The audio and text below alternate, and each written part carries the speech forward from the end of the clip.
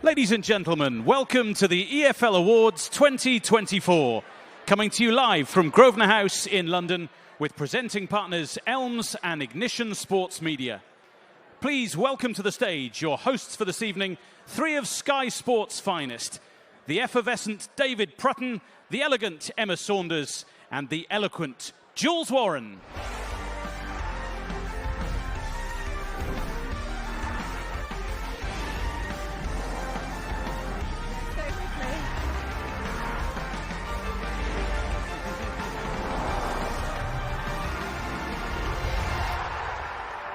Very good evening to everybody and welcome along to the stunning Grosvenor House for an exciting celebration of all things EFL. Yes, welcome everyone to the 2024 EFL Awards, brought to you by presenting partners Elms and, yes, Whoop indeed, and Ignition Sports Media. Not so much, who have both very kindly produced the table numbers and the programmes that you will see in front of you. Yes, we hope you enjoyed the drinks reception, which was kindly sponsored by Marsh. Thought the drinks might have got a cheer. I can't believe we're back here already, and this time on a fancy new stage. Bear with us, don't worry. Sometimes you'll see the front, sometimes you'll see the back. We'll take a vote at the end for which one you prefer. Doesn't seem 2 minutes since we were stood here last year, but here we are, ready to relive another EFL season full of thrills and spills. Yes, we are here tonight to celebrate another unforgettable 12 months of EFL action. From the breathtaking to the often unpredictable on the pitch to the awe-inspiring community work that continues to thrive and change lives off the pitch. Tonight is a night worthy of celebration of both football and community. Now, before we get underway, let's say hello to our Master of Ceremonies upstairs, one of Sky Sports' finest voices, Mr. David Stell. David, good evening, my friend. Great to have you with us. Good evening. It's an honour and a pleasure. Very similar to my commentary day job in some ways, being up on high with microphone in hand, taking in the action, but thankfully swapping thermals for a bit of glitz and glamour. And just to let you know, before we get going this evening, we are live on Sky Sports News and via the Sky Sports app. So a big warm welcome to everybody that is watching along from home, wherever you are in the world. And a reminder, if you're up here, especially speaking on the mic, please keep it clean, David Prutton. Wow. Yeah, he's the one. Keep an eye on him. As Emma said a moment ago, we are here to celebrate tonight another incredible EFL season. Certainly far from over, of course, in all three divisions. Plenty still to play for.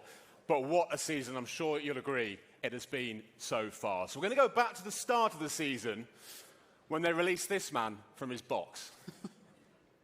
The most exciting league in all of football takes centre stage once again. And stand by, release David Prutton. Well, it's been a long summer, but the wait is over. The EFL is back. Let's get cracking. And that could be the winner. It's the perfect start. Lashed in by Vardy. Sheer delight for Jamie Vardy and Leicester. Dazzling feet from Rowe. That is brilliant. That is class. Archie, great deflection in! This Carvalho. The strike from Ikushnu Is an absolute thunderbolt. And he stepped goal into in. Sarmiento. This league is unbelievable. Oh, and it's powered home by Cargill. Jones trying to make something of it. Ricky J. Jones slams it home. Oh, and he beautifully finds the corner. Josh Sheehan. It's Lemonhay Evans. Here's Cannon. Trying to find a way across, and in it goes.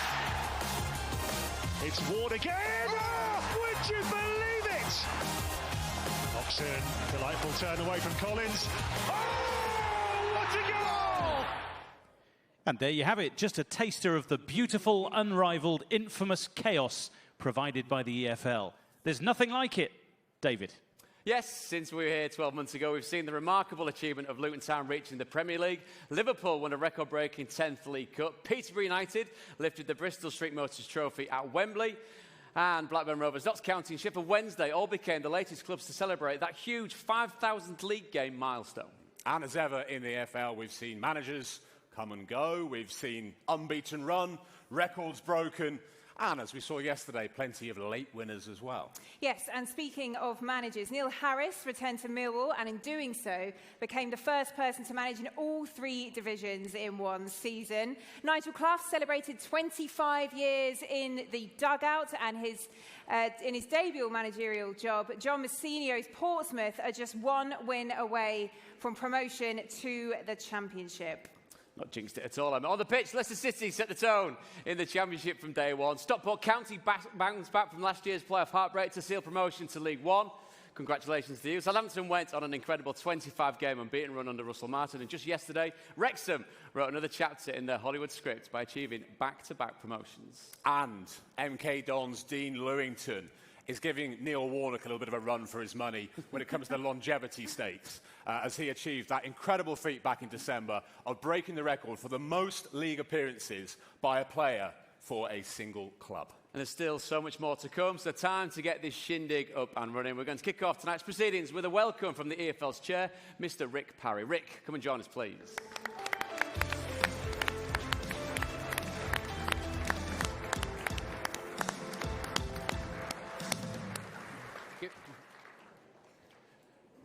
Good evening, ladies and gentlemen, and welcome to the stunning surroundings of Grosvenor House for the 2024 EFL Awards.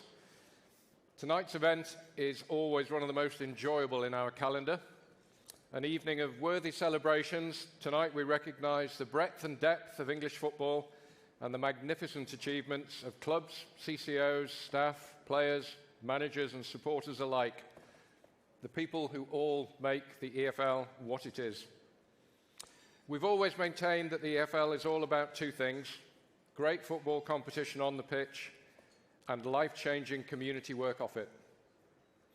EFL clubs are the beating heart of their local communities, and throughout tonight's awards we'll see in abundance how clubs have not only performed on the pitch, but how they demonstrate a real sense of belonging in the towns and cities from which they take their names. But before the proceedings get underway, I'd like to say a few words of gratitude to those who have made tonight's event possible. I'd like to thank Zara Sharples, Grace Taylor, Abby Rodwell, Laura Oddy and Lucy Gordon, as well as all the EFL team in attendance this evening. Your hard work and efforts in making tonight happen for everyone in the room to enjoy are much appreciated.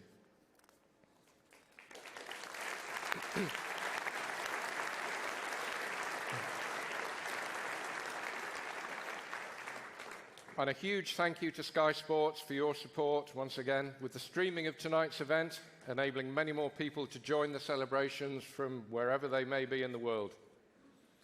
Our thanks must also go to tonight's presenting partners, Elms and Ignition Sports Media, both of whom are long-standing supporters of the EFL, the National Football Museum for providing the historical memorabilia over there, which is on show, fascinating display, the staff here at Grosvenor House and all of our category sponsors.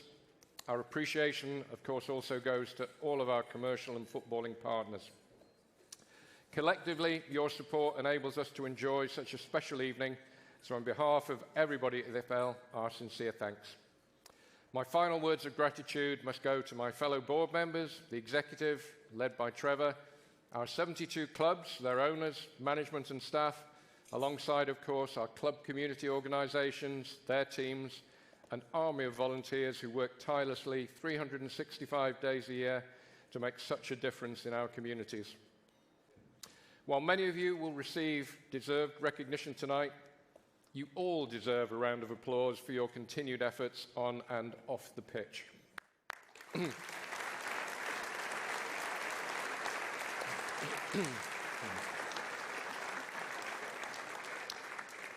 Rightly so, there continues to be widespread focus on the challenges football faces in the short, medium and long term. As responsible custodians, we have a duty to drive change with the protection of the game's future at the core of everything we do. But tonight's a night to put that to one side and celebrate our successes, of which there are many, and it's also an occasion to remember another enthralling season of EFL competition. Rooted in authenticity, the EFL has been at the heart of the game for more than 135 years. Week in, week out, we provide the most games, the most goals, and some of football's most memorable moments as our competitions continue to excite and captivate supporters. Watched by hundreds of millions around the world, our global reach is demonstrated not only by the diverse playing squads and the fact that club owners are spread across multiple continents, but also by the faith the broadcast markets have placed in our pyramid at home and abroad. The millions of supporters who come through the turnstiles every week make the EFL one of the highest attended leagues in world football. Last season, all 3 of our divisions featured in the top 20 best attended leagues across Europe, with League One and League Two the best attended 3rd and 4th tiers in the world. And collectively, attendances were at their highest for almost 100 years, a record we're on course to break again this season. Such numbers are testament to our fantastic competitions and our clubs, players and managers who all play their part in making the EFL a great success. With less than 3 weeks to go, we're in for an exciting finale, but as has been the case all season, there are bound to be twists and turns until the very end, as clubs battle for promotion and playoff places, while others fight for survival. Early congratulations to both Stockport County and Wrexham, who, following victories yesterday, sealed promotion and secured their status as League One clubs next season. And of course, a welcome back to Chesterfield, who recently celebrated their return to the EFL following a fantastic season in the National League. This season's championship title race is one of the closest we've seen and has captured the attention of football fans all over. With Leeds United overturning a 17-point deficit to enter the automatic promotion race alongside Leicester City and Ipswich Town, we are set for one of the most captivating finales in recent years. And the race for the playoffs looks set to go to the wire too, while at the other end of the table, the pursuit of survival intensifies. League One and League Two follow a similar pattern as both divisions continue to live up to their reputations for unpredictability and competitiveness. Despite just a handful of match days remaining, so many clubs still have something to play for. Yesterday, only one EFL game didn't have an impact on either the top or the bottom of the respective divisions, and that's quite something. Of course, our cup competitions have already concluded, and we have 2 worthy winners. Congratulations to Liverpool, who celebrated success in the Carabao Cup for a record-breaking 10th time back in February, and this year's Bristol Street Motors Trophy winners, Peterborough United, who picked up the silverware just last week to maintain their 100% record at Wembley Stadium. However the remainder of the season unfolds, it's clear to see that the EFL is on the up, the envy of many around the world, and an institution that everyone here in the room should be proud to be a part of. Back now to the main event and our first award of the evening, which is the EFL's Contribution to League Football Award. An award selected by the EFL board to honour individuals who've made an outstanding contribution to league football throughout their careers. This year's recipient epitomises just that. I'm now going to hand back over to David, who will tell you more about our deserving 2024 winner. Thank you all and enjoy your evening.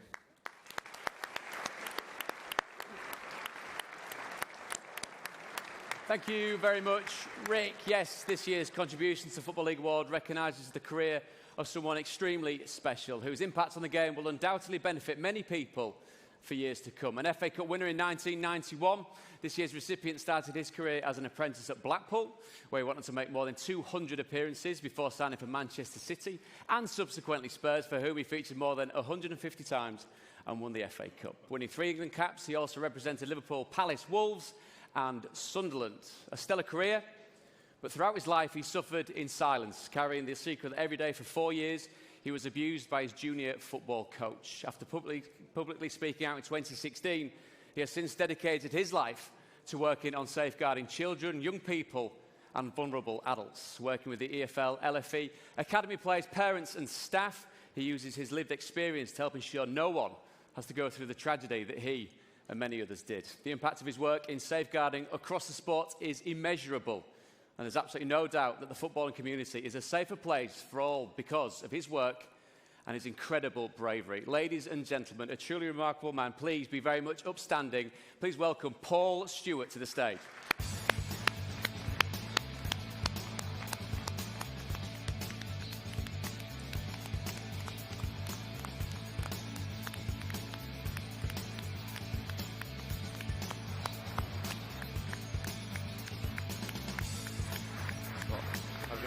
I knew it would come in.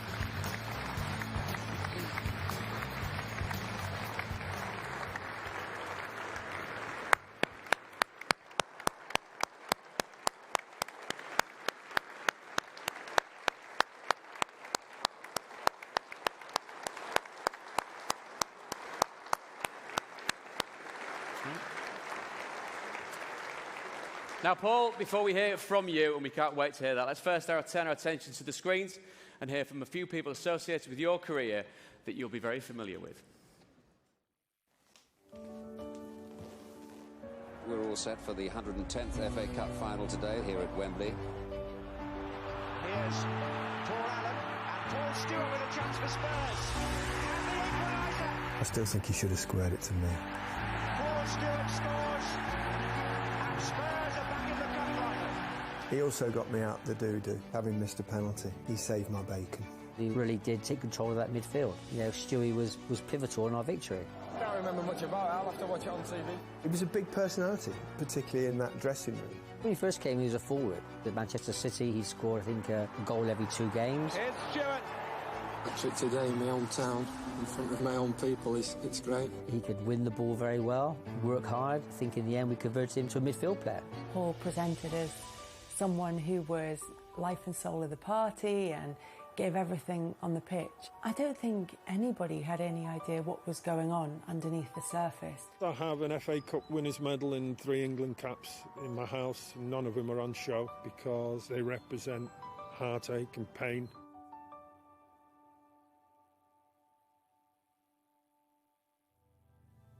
He told me that you had to do this to become a footballer.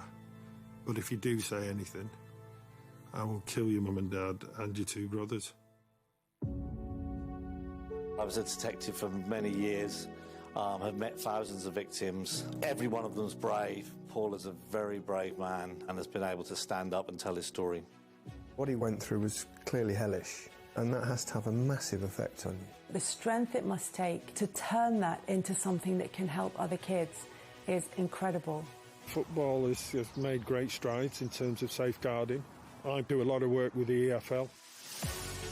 He's doing fantastic work, going around to clubs to see players, talking about his experiences. What Paul brings really is his authenticity into the role to come back and deliver that message that these things have happened and how we can better safeguard that from happening in the future. All were struck by his words. I can't change the past. The past is the past. It's happened. I hopefully can influence the future. The reaction was phenomenal from not just the players but parents as well.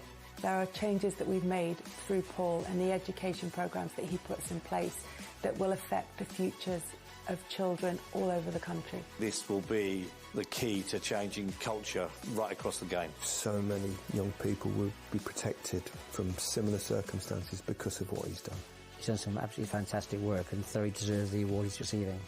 Despite the career that I had, I wish I'd enjoyed it. Hopefully I can give you some tools to enjoy the journey that you're embarking on, because I've been there. This award couldn't be going to a more deserving person than Paul. His real rewards will be the children that don't suffer. It's significantly more important than anything he did in his football career, and he was a really good player.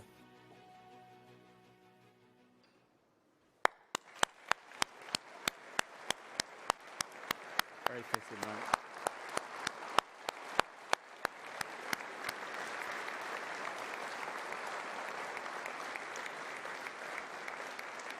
And to present Paul with his award is someone who has been with him on his journey and worked closely with him in safeguarding the future of English football. Please welcome the EFL's head of safeguarding and close friend of Paul, Alex Richards.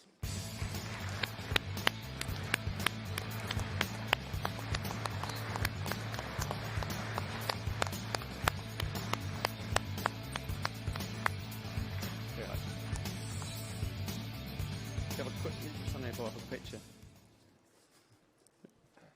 Oh. Come on, all in, it's fine. Don't be shy. Brilliant, Paul, thank you so much. We want you to give you the mic. We know you've got a few words to say. Here, my friend. I'll hold your award as well. Sorry.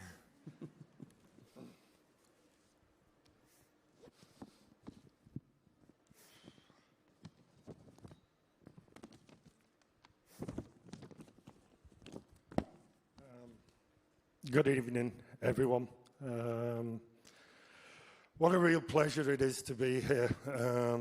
And may I congratulate everyone who's been nominated this evening, and the very best of luck.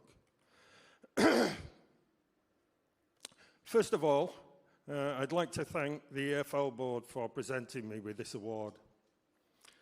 I'm not sure if I'm deserving of such a high accolade.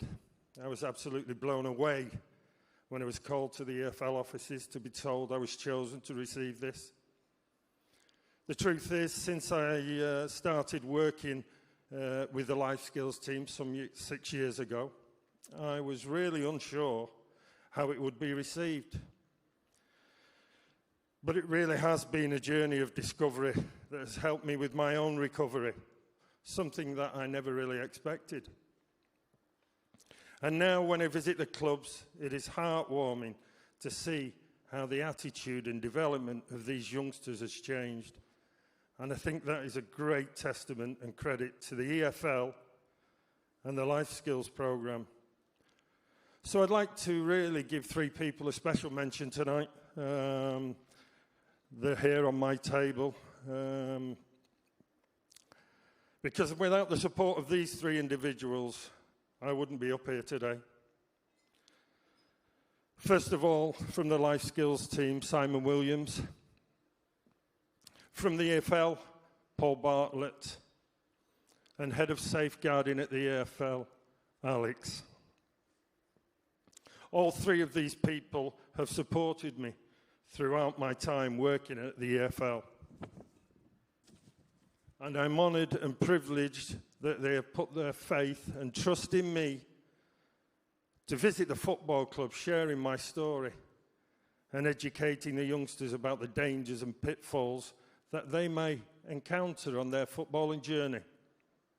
I really do take my work very seriously, and hopefully my experience over 22 years in the game helps them in some way to enjoy their experience.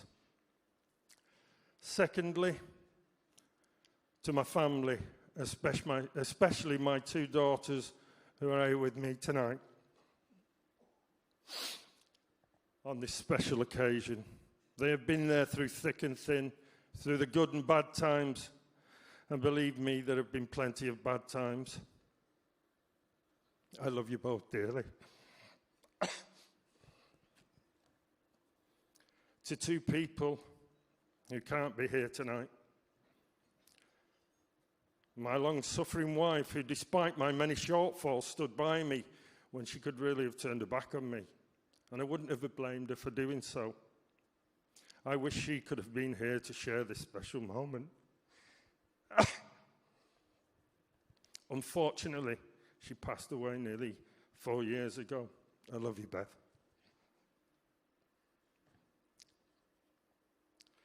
And my father, whose birthday it would have been today, passed away last week after a short illness. Stood on the touchline and watched me as a youngster, and was there at every game when I played professionally. I hope they're both looking down with pride.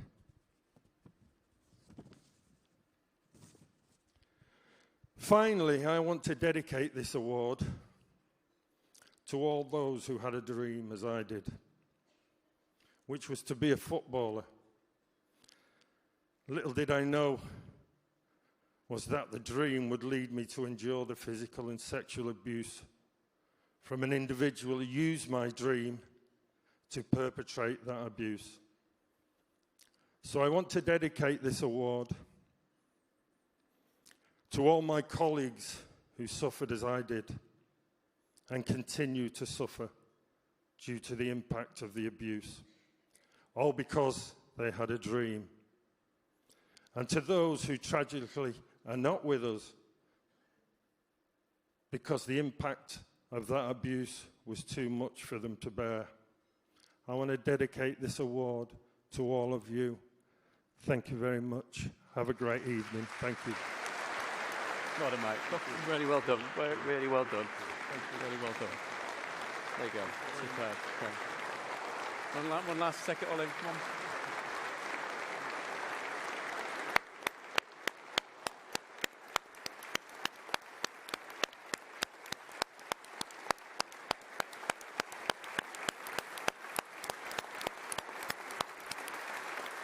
Paul, thank you. On behalf of all of us, Paul, listen to this. Just listen to that. Thank you so much for everything you do. You are so deserving of this award. You are a remarkable man. Thank you to our 2024 Contribution to League Football winner, Paul Stewart, and thank you to Rick Parry as well. Thank you, Alex. Well done. Well done.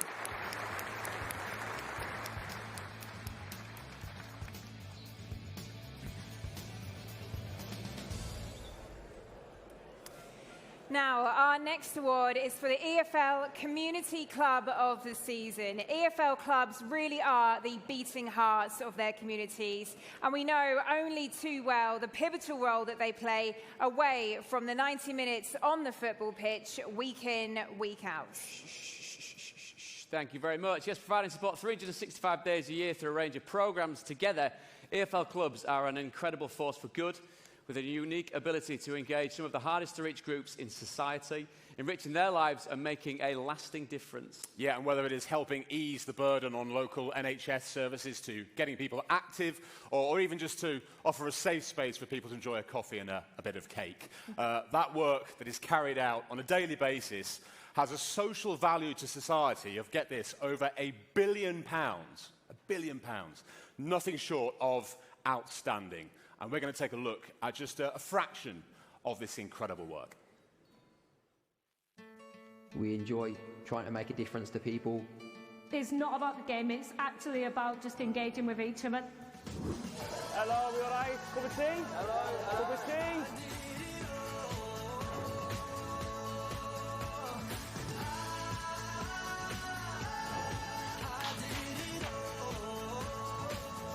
Go on, lads. He's just completely blossomed into this little footballer that I never knew I had. He's a superstar. My superstar. Come on in, squeeze in. We've got to get a big song going.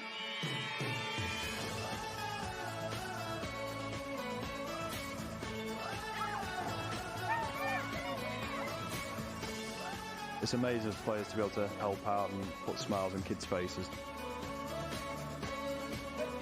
You get a good feeling about doing these things, giving things back to the kids.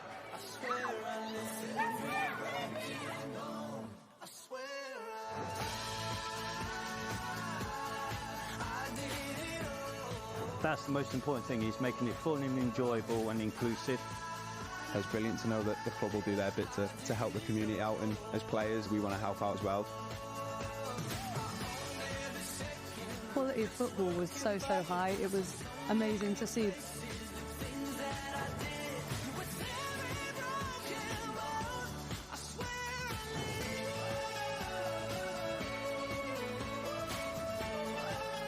When I see this kind of representation, I know I can be proud of my sport.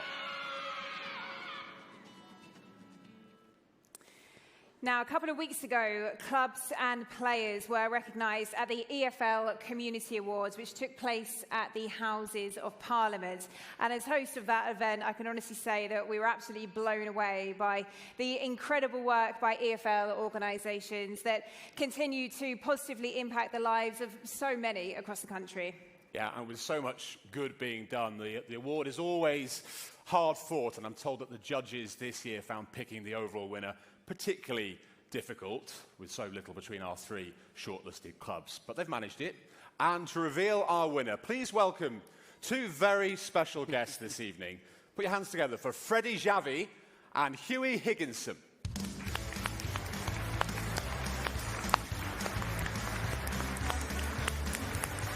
How are you doing? You okay? Freddie, come here, mate. Freddie, how are you doing? Oh, you chaps stand there. Come on. I know you're used to this. You're really used to this, aren't you? Freddie, you started fundraising for your mate Hughie here. I mean, it seems like a long time ago now. I know you've been all over football grounds across the country. And you're still very, very busy. What are you doing at the moment that's raising money?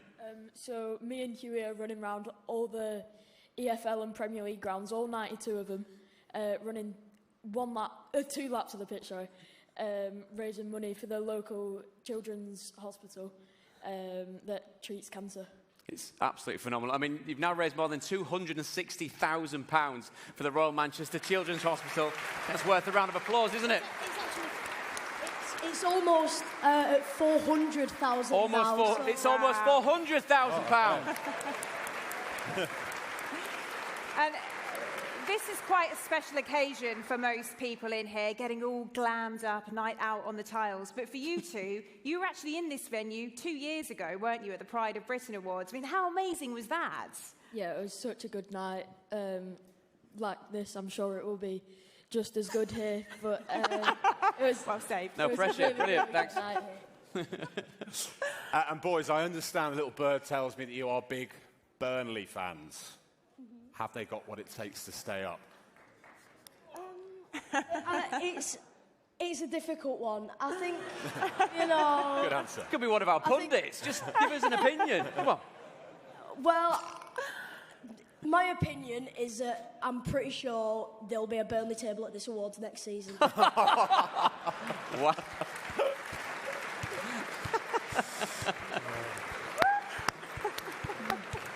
That is a very good answer, isn't it, lads? Thank you very much indeed. Great stuff. So, to take us through the nominations for Community Club of the Season, David Stowell, wherever you are, over to you. Thank you, Jules. West Bromwich Albion have engaged with more than 13,000 people in the last year. Their youngest participant is 1, with their oldest born almost a century earlier, as they delivered almost 22,000 sessions across the Sandwell community. In 2023, Charlton Athletic worked with more than 25,000 people, with a particular focus on mental health, disability and violence reduction. Their work was found to have a social value to society of almost £50 million. And Swindon Town, whose goal is to be a constant catalyst for positive change, and in doing so, to weave a lasting legacy within Swindon. Thank you very much, David. Freddie Huey, do the honours and give us our 2024 Community Club of the Season winner, please. And the winner is Charlton Athletic.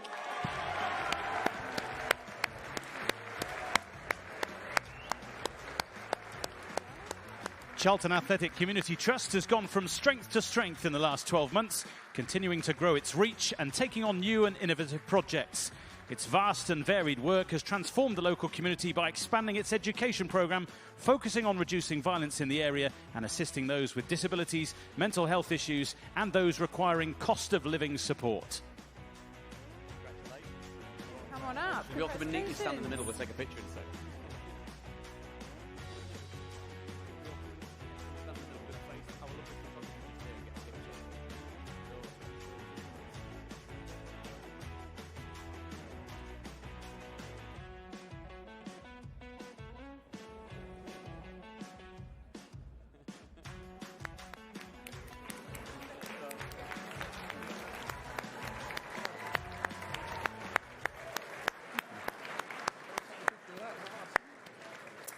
Congratulations, Terry. Terry? I'm looking for Terry. No, Terry. No one here is called Terry. Oh, Terry's over there. Terry, I'm not do you want to go up shouting and there, speak? Terry. You're happy. People up here. No, we've got to move on, but I'll come to you, sir, if I could, just to tell us a little bit about some of the work that the Charlton Athletic Community Trust does. In the last 12 months, you reach so many people. How do you do that? I think we've just got an amazing workforce, to be quite honest with you, that's developed over a long period of time. Great leadership, obviously, from Jason Morgan and our exec team. And we've got people that work for us that really care for their communities and the jobs they do, they're invested in. And we see that in the results with the outputs on our projects. So it's down to staff and the input that we get from them. And yeah, we can't thank them enough. It's a brilliant effort and we're really pleased with this award. Well, congratulations to you all. Brilliant team, Terry included. Thank you all. Have a good night, Wendy. Congratulations to Charlton Athletic. Thank you. Well done. Congratulations. Well done. Well done. There we go. It's not easy, this, is it? Yeah, Your turn now. Hello. Yeah, exactly. Hello. We weren't ignoring you. Right, it's time for our first football award of the evening as we find out which players have caught the eye in all areas of the pitch this season. Selected by our judging panel, which I'm told is always a lengthy debate, it is time to reveal the Sky Bet League 2 Team of the Season, sponsored by Clarion. But just before we do, before we reveal the lineup, we are going to welcome from our sponsors, Clarion, David Williams, and former Sunderland and West Brom striker, Mr. Don Goodman.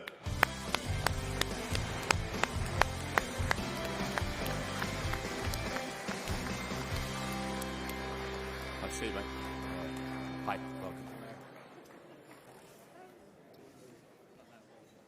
Welcome along to you both. We'll speak shortly, but first of all, it's time for our League Two Team of the Season, brought to you by Sky Sports' Gary Taphouse.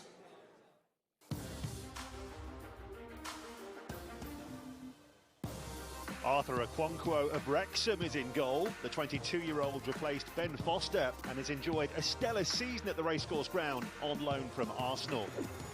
Fraser Horsfall is Stockport County's sole representative in the team. He's enjoyed a terrific second campaign at Edgeley Park after his move from Northampton Town in 2022. Mansfield Town captain Aidan Flint has been a mainstay at the back for the Stags and a top performer after spending the previous 11 seasons either in the Championship or League One. What an outstanding season it's been for Crewe's Mickey Demetriou at both ends of the pitch. Terrific in defence at one end, while the goals and assists have flowed at the other. A fantastic second campaign at Bradford City for Brad Halliday has sealed his place in the team. Another defender weighing in with crucial goals against the likes of Morecambe and Salford. The second Wrexham player in the lineup is Elliot Lee, averaging a goal every 3 games from midfield. Those goals have played a huge part in the Red Dragons' promotion bid. Louis Reed was handed a new contract by Mansfield in February. Hardly surprising since he'd missed just 1 league game all season. Another outstanding campaign for him. Davis Keller-Dunn of Mansfield has displayed everything you'd want in a playmaker this season. His goals and assist stats are phenomenal and he leads the scoring charts at Field Mill. Setting up goals for fun, Notts County's Malta international Jody Jones has more than 20 league assists this season. A sensational tally. Our 2 chosen frontmen have both been prolific this season. Salford City's Matt Smith has bagged hat-tricks away from home against both Doncaster and Crewe. And Notts County striker Macaulay Langstaff netted a terrific treble against Morecambe in December. He scored in all 4 games over the Christmas period.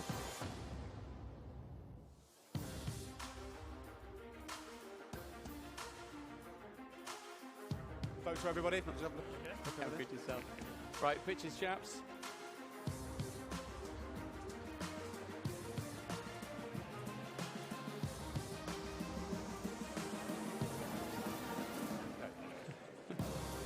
Ladies and gentlemen, your League Two Team of the Year.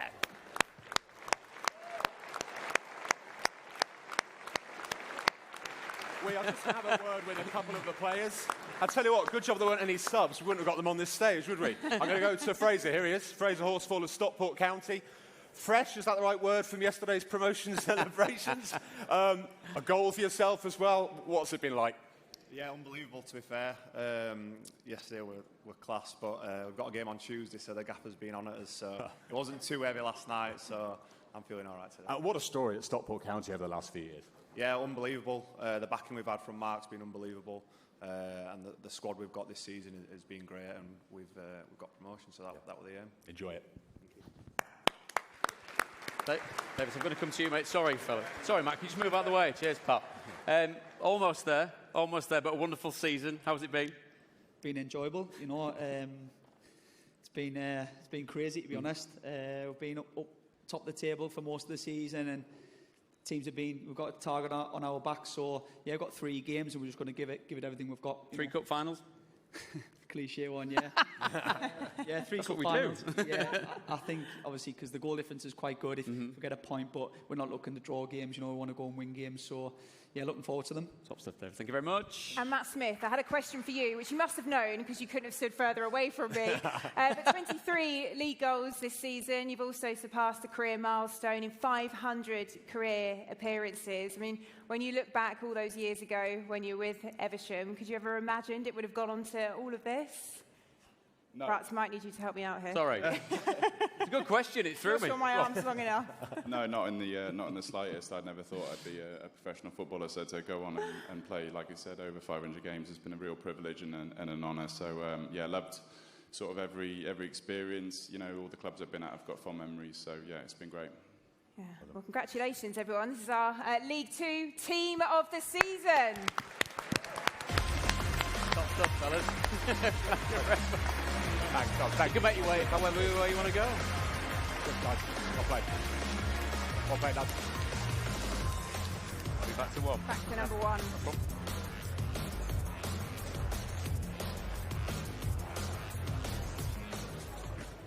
Absolutely seamless. And if you're in the League One team of the year, we're going to go for a horseshoe on this side. So look forward to that one. Next up is a celebration of the fans. Millions of supporters make their way through turnstiles each season to watch their club, with hundreds of millions tuning in from home and around the world. Sorry, guys. I'm so sorry. Proof that the appetite for live EFL football is as great as it ever has been. And of course, from next season, there will be a record-breaking new broadcast deal in place between the EFL and Sky Sports, with more EFL action available to watch than ever before. Shout out to everyone on the Sky table. Brilliant. Thank you very much. We only work together every 2 or 3 days. It's absolutely fine. So inherently, that's more Clinton Morrison bang for your buck. Is that a good thing or a bad thing?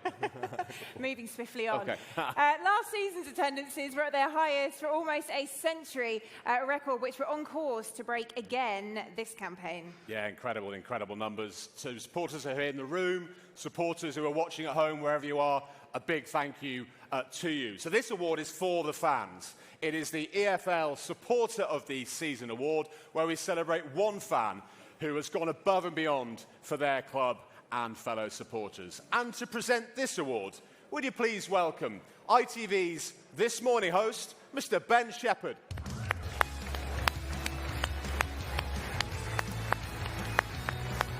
Ben. How are you? Hi, lovely to meet you. Ben, you okay? You good yourself? Welcome, Ben. Let's take a look at the shortlist. Season ticket holder for 25 years and a local borough celebrity, it's Middlesbrough fan Yusuf Jama.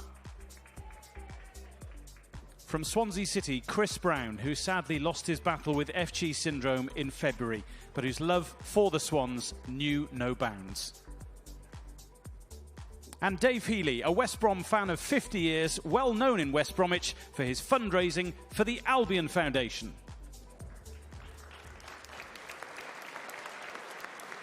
Well, there's certainly no doubt that every supporter nominated deserves recognition, but of course there can only be one winner. So please, Ben, the winner.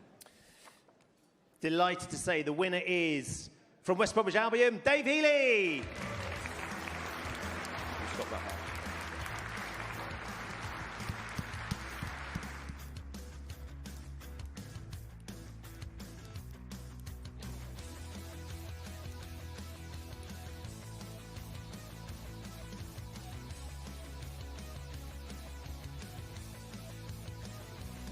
A West Brom fan for more than 50 years, Dave's passion for fundraising has seen him raise more than £3 million for the Albion Foundation. In 2020, he was awarded an OBE for his services to charity, and he continues to inspire young people with disabilities, encourage them to step out of their comfort zone and overcome barriers.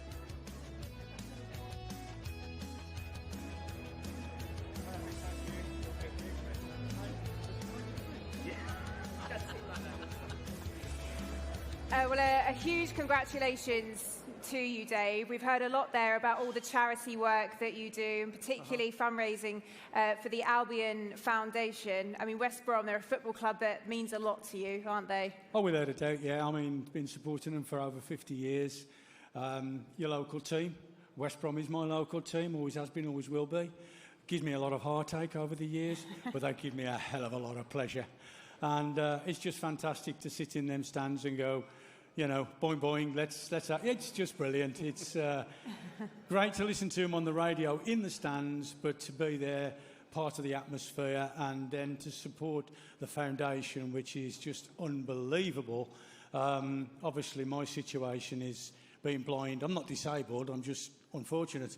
But, you know, it's supporting disability, kids across the spectrum, special needs.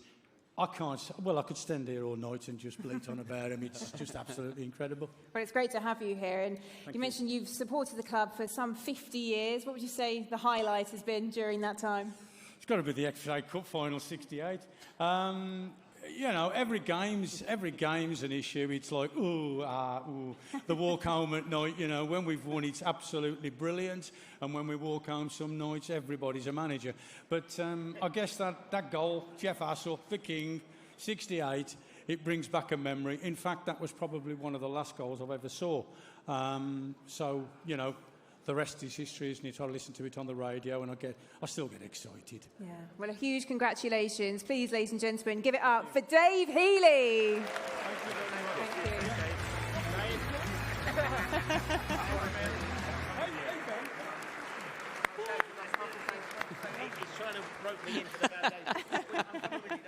So that's a yes from Ben Shepherd, Dave, on stage about the foundation. Got it? Fantastic. Right, on to our first Player of the Season award. Sky Bet League 2, where the unknown become known. Futures are fought and forged, and the breeding ground for some of England's best young players. Yes, that's right. Ben White, Jordan Pickford, Ollie Watkins, to name but a few. Some fantastic players who have graced this division over the years. So, time to reveal our League 2 winner. And to do that, please really welcome from sponsor Sky Bet, Simon Gregory, along with our Soccer Saturday reporter, Katie Shanahan.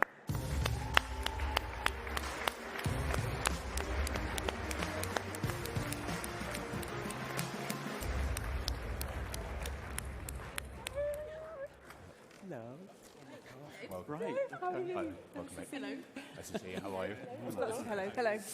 So, of course, the season is not over yet, but let's find out who our standout players are in League 2. David, the nominations, please. Notts County winger Jody Jones' remarkable 24 league assists have seen him break the record held by Kevin De Bruyne and Thierry Henry for the highest number in a single English football campaign. Prolific Mansfield Town midfielder Davis Keeler-Dunn says his goal-scoring form has exceeded all expectations this season, apart from his mother's. With 21 goals and counting in League 2, he has been instrumental for the Stags. And a player who relishes the limelight just like his Hollywood owners and whose strikes are often worthy of the big screen, Elliot Lee has been ever present for Wrexham this season.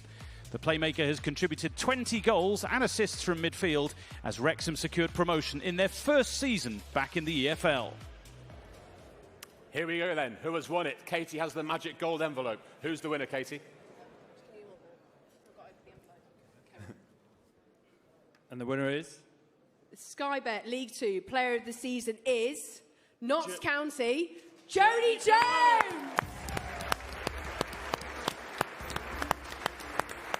Thanks.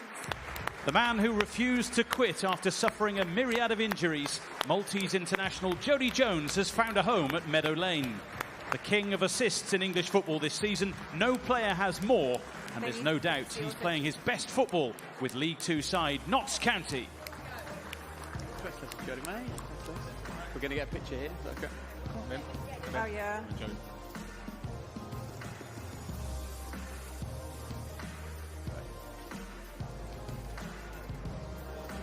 You can stay there, it's fine. Jody, congratulations. A stellar season. I'm talking into the microphone that I need to point to you in a second because I've got one on my ear. Is what you've done this season a testament to getting those minutes back under your belt, back on the pitch? Because it's been a battle, hasn't it? But you're back, you're at your absolute best. Yeah, definitely. I'm a bit overwhelmed, to be honest. Yeah, it's been tough, you know. I think everybody kind of knows what's gone on in my career and stuff like that. So, yeah, the main thing for me this season was to play games and kind of get my name back out there. So that's the main thing for me, you know. Better than the assists and winning this is staying fit. And your name's back out there on the international stage, of course, with Malta too. You played at Wembley not so long ago against England. What was that experience like up against some of the best in the world? It was amazing, you know, playing against players like that. It's a dream come true, you know. I'm playing at Wembley in front of all my family and friends. Like I said, dream come true. Well, Jody, it's an honour to see you get back to your absolute best. It's been a pleasure watching you, mate. All the very best. Congratulations. Thank you. Jody Jones, everybody. You can go now.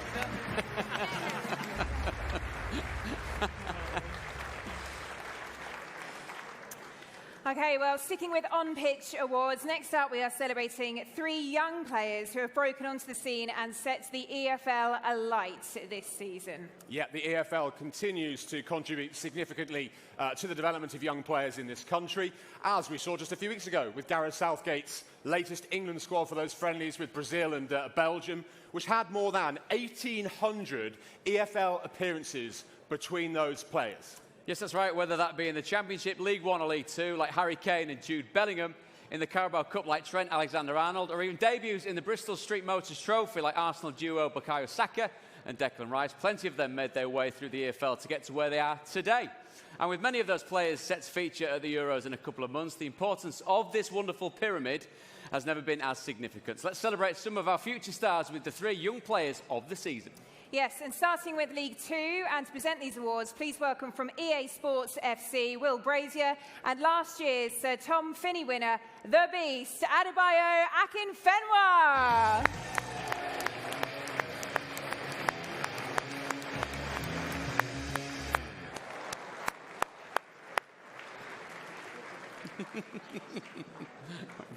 Come and stand here.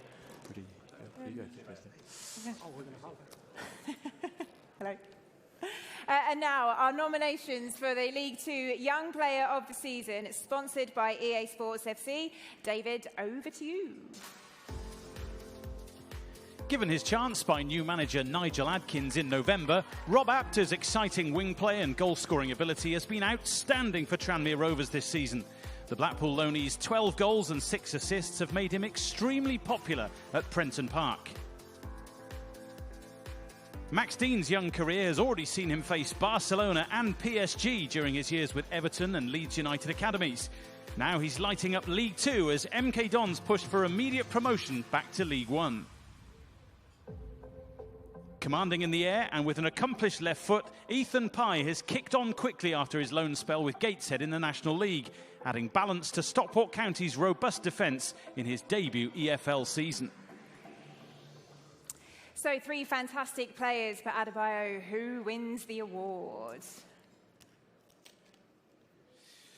Tranmere Rovers, Rob Apter.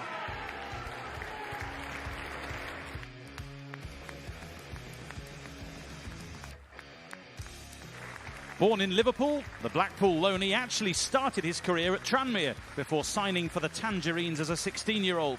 His performances while on loan at the Wirral club have seen him become a fan favourite, earning regular praise from manager Nigel Adkins.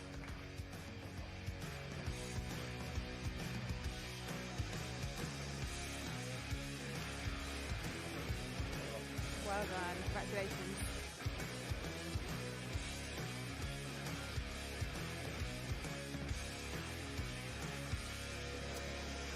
So Rob, congratulations. I guess back to where it all began this season. What's it been like returning to Tranmere on loan? It's been good. To be honest, I didn't even expect this, but I'm just thankful for everything that's happened this season, and you know the gaffers gave me an opportunity, and I couldn't be more thankful. And Bio, with a glittering EFL career behind you, any wise words for this young man? Yeah, just watch a couple of my YouTube goals and you'll be cool, man. I'm playing. He's got a bright future ahead of him. All right, yes, we look forward to what the future holds. Ladies and gentlemen, please give it up for Rob Apter.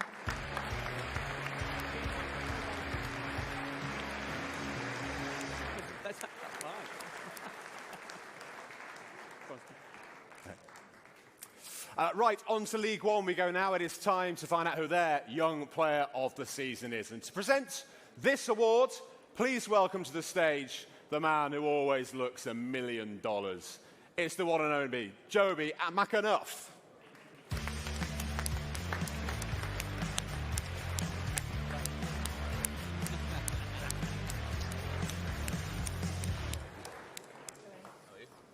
All right. OK, let's take a look at the nominations. Despite being just 21 years of age, Peterborough defender Ronnie Edwards has already racked up more than 100 appearances for Posh. A wise head on young shoulders, the defender has starred for England's youth sides and been ever present in the league this season, making him one of the most sought-after players in the EFL. Karamoko Dembele already has a storied career behind him, having first made the headlines when he represented Celtic's under-20s as a 13-year-old back in 2016. With 8 goals and 12 assists so far this season, he has taken on a starring role for Blackpool. Still just 20 years of age, yet as cultured as any defender in League One, Wigan Athletic's Charlie Hughes' calm and composed reading of the game at this level puts him among some of the division's best. Trusted with the armband numerous times this season, the Academy product has a bright future. So those are the nominees. Joby, please tell us who is the winner. It's an absolute honour to present the award to another one of Peterborough United's production line, Ronnie Edwards.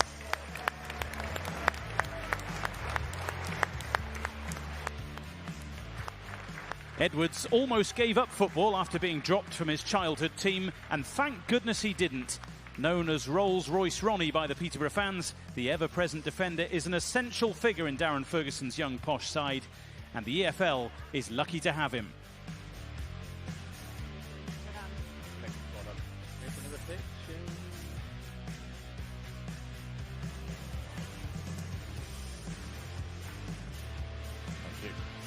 Ronnie, many congratulations. We know it's a very young side at Peterborough. I think you're only 21 yourself. Almost one of the old boys. You've been around for so long. Do you feel that sense of responsibility at the club? Yeah, no. We've got a lot of young boys there, and we've got a big responsibility, but I think we're doing well at that. Well, it's a big congratulations tonight, but of course, for last weekend as well, what would it mean to now wrap it up with promotion this season too? Yeah, it'd be a very successful season. Playing at Wembley is a dream to anyone, you know, and I couldn't do it without the club and my family and friends, so very grateful. Yeah, well, a huge congratulations and good luck with that promotion push. Ladies and gentlemen, please give it up for Ronnie Edwards. Congratulations, pal. Well done. Thanks,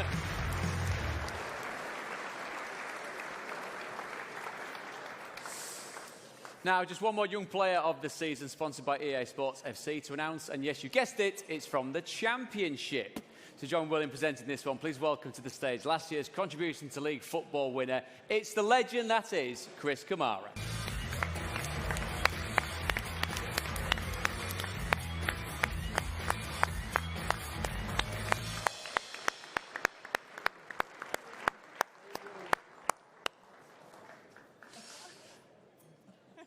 You kissed everyone? Come on, let's all have a kiss. Come on. Hello, nice. Good. Stowley, please reveal the shortlist. Boyhood Leeds United fan Archie Gray's dream is to win the Champions League with the Yorkshire club. Having captained England at youth level, the quiet but confident midfielder is a regular in a Leeds side, chasing an instant top-flight return, and he's tipped for the very top. With 12 goals and 2 assists for Norwich City this season, John Rowe is fast building a reputation as one of the most exciting young talents in English football. He made his goal-scoring debut for England under-21s earlier this season and has been instrumental to the Canaries' playoff push. And having played down a year when he was younger because of his size, Jordan James' physicality is certainly not holding him back now. The 19-year-old Academy product recently made his 100th appearance for Birmingham City and has scored some vital goals along the way. Thank you very much, David. Bit of hush for Cammy here. Cammy, our winner, please, my friend. Right. I've got a choice of these. Right. The winner of the Championship Young Player of this season is, and I could start a stud farm with this family. Eddie Gray, Frankie Gray, Stuart Gray, Andy Gray, and the winner is Archie Gray!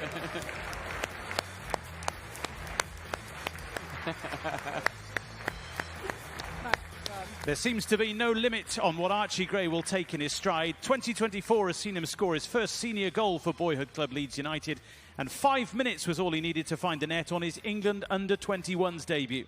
One of the hottest prospects in the English game, the 18-year-old is living up to his family name.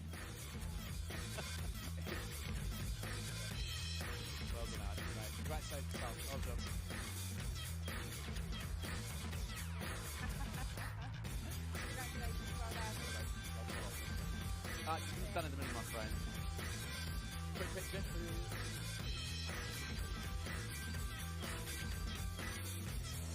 Archie, congratulations, weaving your way to the stage like you do throughout a football pitch. Well done to you. It must be a bit of a whirlwind. We talked about you being this young pup coming into the season, all the games under your belt, a team knocking on the door of the Premier League. Has it been a whirlwind for you? Yeah, it's been a pretty crazy season. You know, I'm lucky to have the manager that trusts me this much, and you know, I was a young lad coming into a season that I've not even played a single game. So yeah, just really lucky to have the teammates and the people around me. So yeah. One of the standout moments for you this season must have been your involvement in the goal that put Leeds in front against Leicester at Ellen Road earlier in the season. Unfortunately, it then got taken off you and put down as an own goal. But still, to play your part in a moment like that, and I saw the celebrations afterwards, which were absolutely wild. You knew how big a moment that was. That's got to make you hungry for many more like that. Yeah, I'm just glad that I didn't over-celebrate because I would have looked like an idiot if I took my shirt off or something like that and it was an own goal. But yeah, it was, you know, I've never really witnessed the crowd like that, and I've been at the game since I was a young child, so yeah, a bit crazy. What a talent he is. Thank you, Archie. Best of luck to you and to Leeds for the rest of the season. One of the tightest races we've seen. Congratulations, Archie Gray.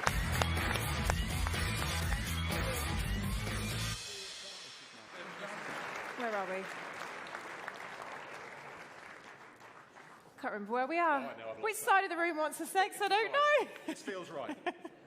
Okay, well, there we have it. Remember their names, ladies and gentlemen, 3 up-and-coming stars.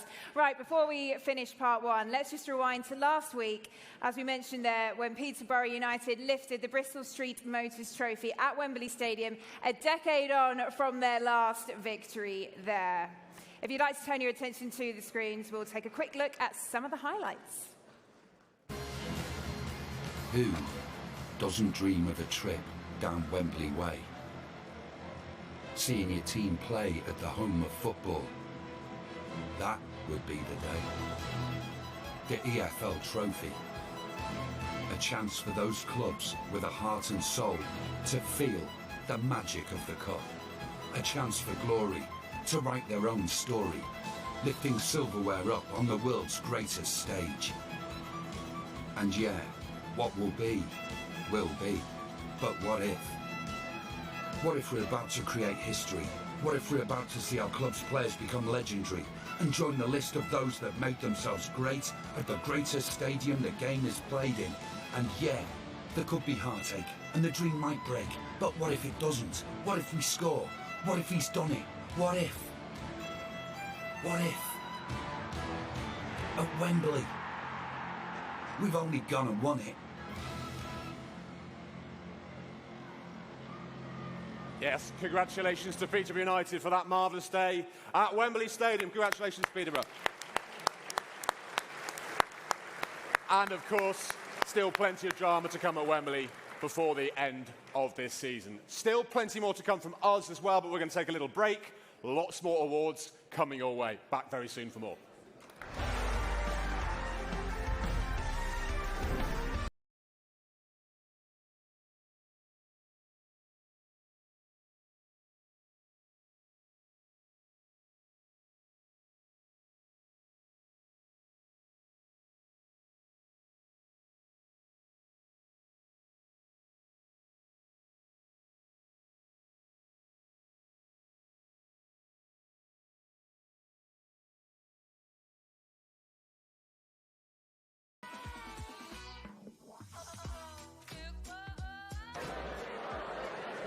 Ladies and gentlemen, Grosvenor House, please welcome back to the stage your hosts, Emma Saunders, Jules Warren and David Prutton.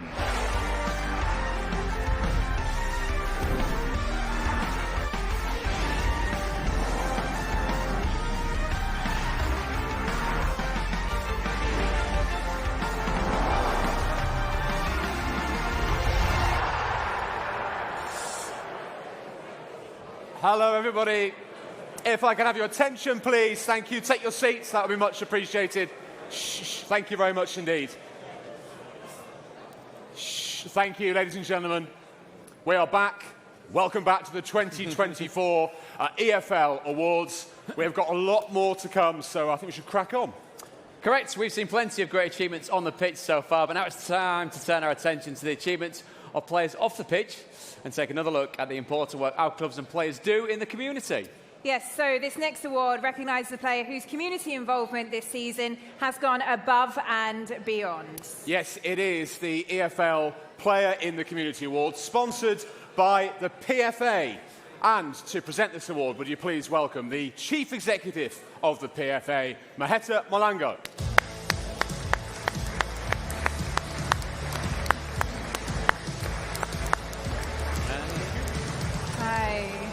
Hello again. And the nominations for the EFL's Player in the Community, sponsored by the PFA, are... Sheffield Wednesday's Will Vaux for his strong and supportive connection to the club's CCO and his wider charitable work away from football.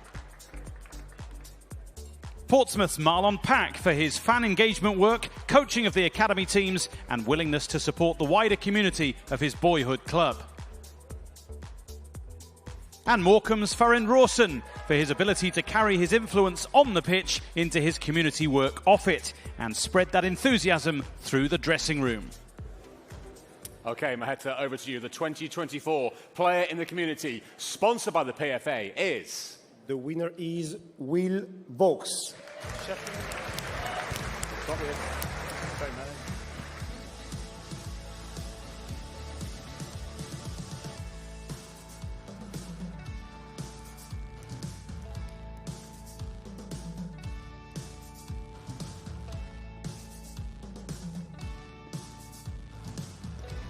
Now a three-time Player in the Community Award winner, Will Vaux has been an ambassador for Bluebellwood Children's Hospice since 2018 and last year helped orchestrate a charity relay to raise awareness for men's mental health.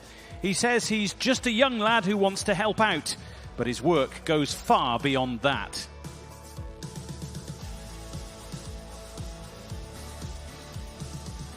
Well, Will, congratulations, a three-time winner now. And it's not about the awards, although it's nice to have you up here on stage to chat. It's about much more than that for you, isn't it? Yeah. There you go. Thank you. Yeah, it's always a bit awkward taking one of these awards. I think it's a lot easier to take Player of the Season, but I don't win that very often. So, no, it's really nice. And I think it's important as players we have a responsibility to give a bit back to our community. You know, I played with Marlon at Cardiff, so I know exactly what he does, and great guy. And there's loads of players that do a lot, and I think we get some bad press along the way. But as a whole, I think players we do quite a lot. So it's really nice, and it was a cause. I think the reason I'm here is something really close to my heart, something that happened to my family. And I thought it was important at the time, getting a bit older, kids of my own, to speak out about it and try and raise awareness. So really grateful and appreciate it. Well, your credit to your club, community and the EFL as a whole. So ladies and gentlemen, please give it up once more for Will Vaux. Top stuff, Will, mate. There you go, celebrity as well. Well done, pal. Thanks for it. OK, League One players in the room. If you flourished on the pitch this season, you could be stood up here next to us. Is that a route? Oh, yes, we're on. Of course it is. It's time to reveal the League One team of the season, sponsored by Clarion. Yes, and to congratulate the winning lineup. Will you please welcome back to the stage from Clarion, David Williams, joined by presenter of Greatest Hits Radio, Des Paul, and the former Radio 1 presenter, you'll know as Comedy Dave, Dave Vitti.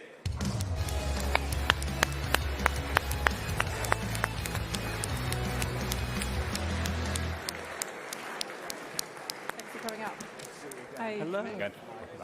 Hi, nice to see you. Oh, hey, Des. Right, mate. Right.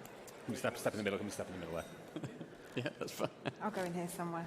Right, it's time to reveal our League One team of the season. This time brought to you by the familiar voice of Sky Sports, David Stow.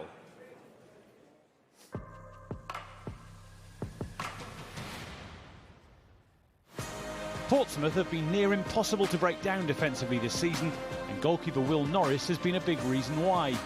He's come up with vital saves when needed, and his distribution has aided many a Pompey attack. Josh Dakers-Cogley was signed by Bolton Wanderers last summer to fill the boots of impressive Liverpool loanee Connor Bradley. He has made the right wing-back spot his own this season, displaying industry and energy and his ever-increasing ability. Connor Shaughnessy has been a colossus at the back, aiding Portsmouth's promotion push. He combines defensive strength with impressive ball-carrying ability and has become a reassuring presence in the ranks. From youth team promise to the first team's first name on the team sheet, Aaron Cashin has been a huge positive for Derby County in recent times. His aerial dominance and calm, composed distribution make him hard to beat and easy to admire. Harrison Burrows has been pivotal to Peterborough's recovery from last season's playoff heartache. Whether at wing-back or full-back, he drives Posh forward while keeping them tight defensively, and he is Mr. Reliable from the spot. Nathaniel Mendes-Lang has produced goals and assists aplenty in Derby County colours this term. From out wide or through the middle as a roaming frontman, he has tormented many a defensive unit. Marlon Pack's experience of playing at a higher level has been key to guiding Pompey through the choppy waters of League One. He has excelled with and without the ball, bringing on some of the club's younger talents in the process. When Josh Sheehan plays well, Bolton Wanderers excel. An impressive campaign for the individual and the collective has seen the Wales international sitting deep and stepping out to help the Trotters up the table. Efron Mason-Clark's speed, skill and sumptuous strikes have caught the eye of many this season, not least Coventry City, who bought him from Peterborough and loaned him back. He is the latest to flourish at London Road as Posh continue their fine record of developing footballing talent. Alfie May has been a standout performer amid Charlton Athletic's struggles this season. He's hit the 20-goal mark in League One for the third successive campaign, producing a wide variety of eye-catching strikes along the way. And it has been quite the season for Stevenage striker Jamie Reid. Not content with posting impressive numbers at club level, he netted on his international debut for Northern Ireland. Congratulations to all in the Sky Bet League One team of the season. Do you want to all step around that way? We're going to just go down that way. Right, lads, if we can whip him, we're going to have a picture. Oh, we're going to get into a picture. Right, squeeze in somehow, yeah.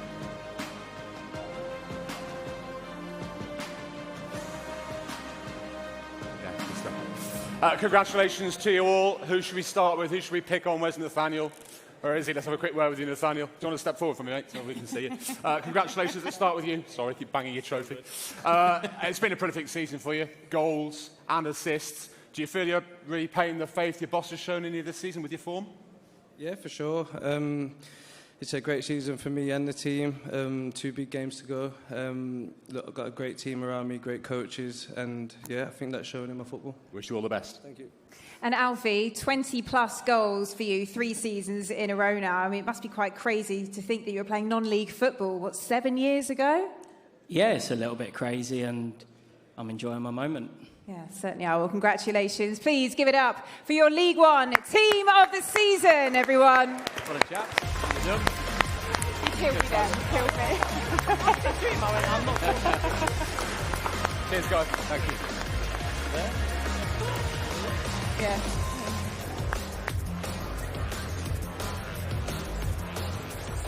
OK, well done to them all. It's time to crack on with the EFL Diversity Award now, with EFL clubs representing people from a variety of diverse backgrounds. It is great to see so many leading the way in this area.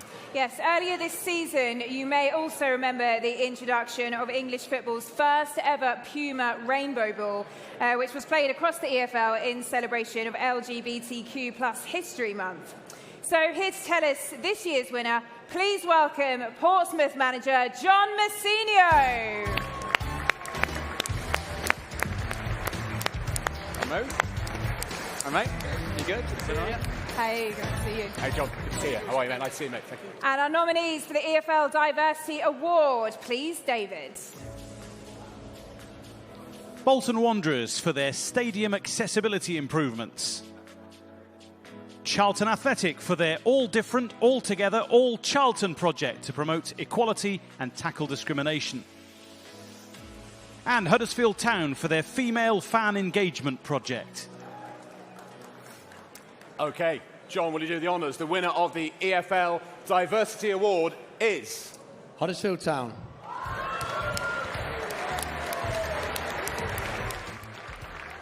Huddersfield Town's Women at the Game initiative has driven female attendance during the current season, with membership numbers of the HTAFC Women's Plus network rising 7-fold throughout the campaign.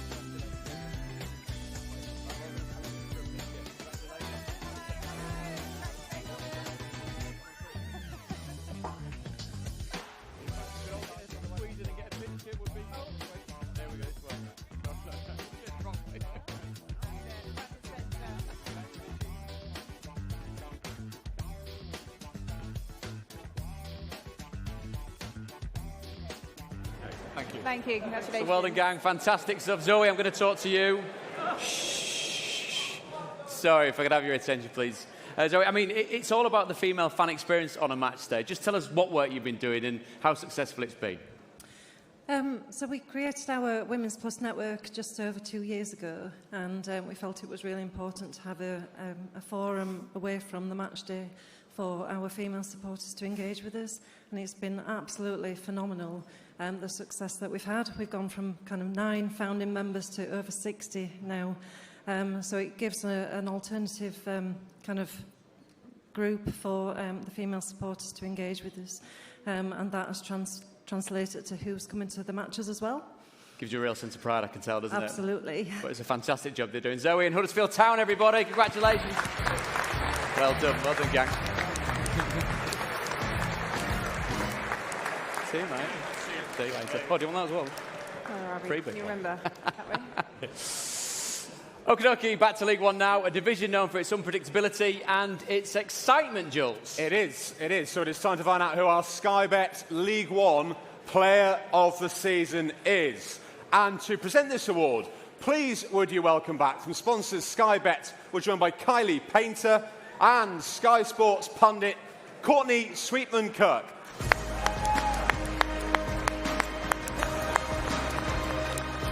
Of course, she's moved over there. Hopefully.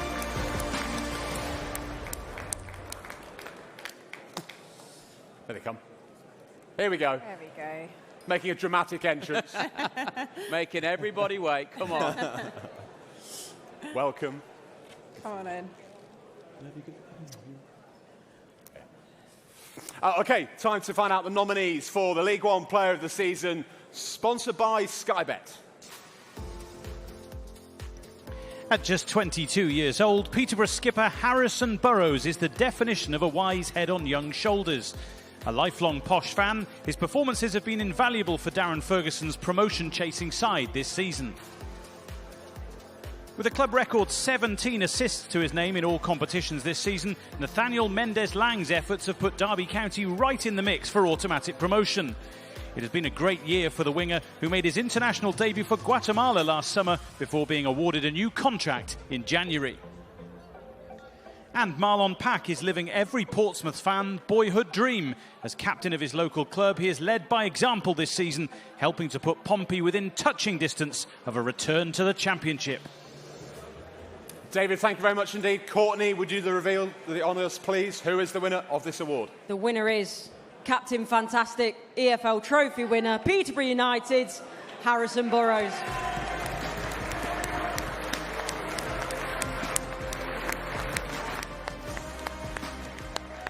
Ten years ago, Harrison Burrows was at Wembley cheering on his Peterborough heroes as they lifted the EFL Trophy. Last week, he secured his status as a Posh legend by netting a brace to lead his side to glory in the very same competition. Mr. Reliable in the blue and white, the academy graduate turned captain, has been pivotal to Peterborough's form. Well, Harrison, congratulations. I suppose there's only one place to start, really, and that is last weekend with your boyhood club scoring both goals, then lifting the trophy at Wembley. It's the stuff of dreams, isn't it? Yeah, it was such an amazing feeling last week, and so proud for me and my family, obviously, being a fan at such a young age, and then to go and lift the trophy. Yeah, it was a special moment. Yeah, you mentioned about your age there. We've already heard a little bit this evening about just how young this squad is. I mean, to be wearing the captain's armband at 22 years old, how does it feel to have that responsibility and to know that your manager has full faith in you at such a young age? Yeah, it's a big honour, and thanks to the gaffer for trusting me with that responsibility. So yeah, so like you said, it's a very young team, and we're all on the same kind of journey. So yeah, it's good. Yeah, well, keep it up. It's been a brilliant season so far. Who knows, may have promotion on the cards as well. Ladies and gentlemen, please give it up for Harrison Burrows. Thank you. See you shortly. Right, gang, that's it for now. You've all been wonderful so far. We'll be back with you very shortly for the EFL Apprentice of the Season Award. See you in just a sec.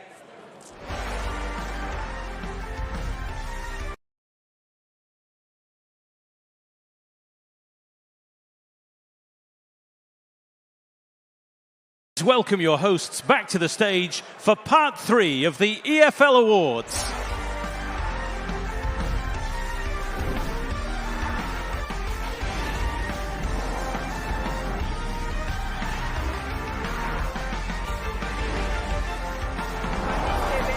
This time.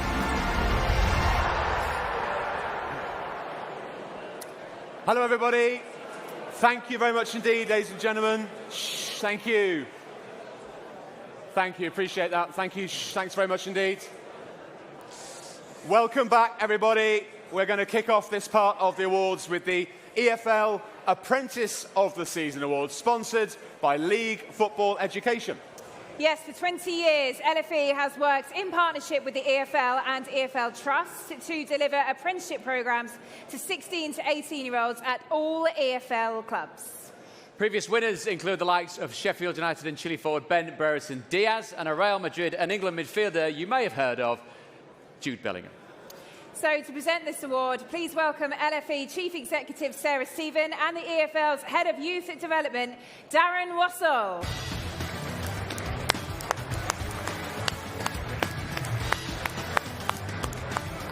Hello, Sarah. How are you? Okay? Good. Lovely to see you. Hello. Thank you. Hi. Hi, Sarah. Hi there. There we go. Good. Stand in the middle there. Okay. So let's take a quick look at the nominations for League 2 Apprentice of the Season, sponsored by LFE. From Crewe Alexandra, Callum Aegis. From Grimsby Town, Cameron Gardner. And from MK Dons, Callum Tripp. Working. All right.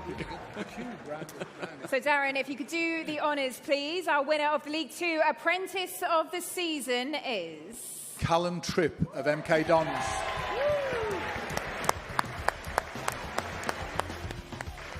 Callum Tripp joined the MK Dons Academy as an 8-year-old and has since gone on to impress for his boyhood club.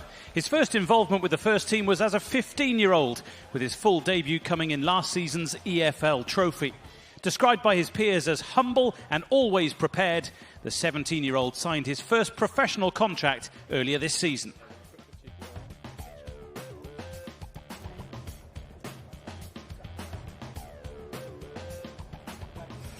Callum, many, many congratulations. It's been something of a breakthrough year for you, hasn't it? And how does it feel to top it off with a recognition like this? I mean, I can't really put it into words, to be honest. It's been a great season. League debut, I can't really put it into words. I just want to thank my family, my mum and dad, and all the people at MK Dons. Always important to thank the mum and dad. Well done. Hope to see you back on the stage in years to come. Callum, thank you much. Congratulations to Callum. Hi, Callum, mate. Well done. Right, you have a spinning around here now, look. This way. A little step to the left, and Darren and Sarah are going to stay with us. We're going to move on to League 1 now and find out who is the top apprentice this season. David Stowell, please, the League 1 nominations. Cheltenham Town's Tom King. From Derby County, DeJohn Brown. And from Northampton Town, it's Reuben Wyatt. And Sarah, back to you for the winner this time, please. Ooh, now then. And the winner is Northampton's Town, Reuben White.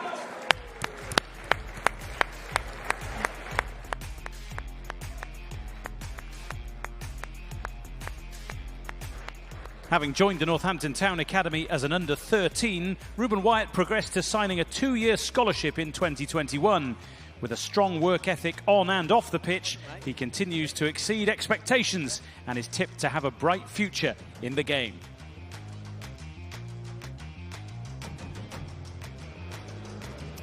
Well, Reuben, congratulations.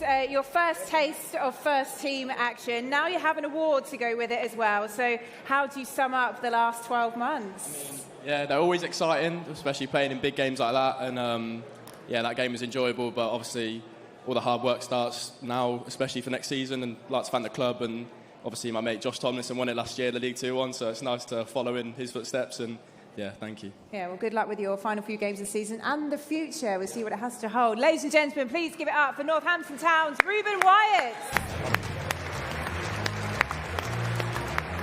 Come on.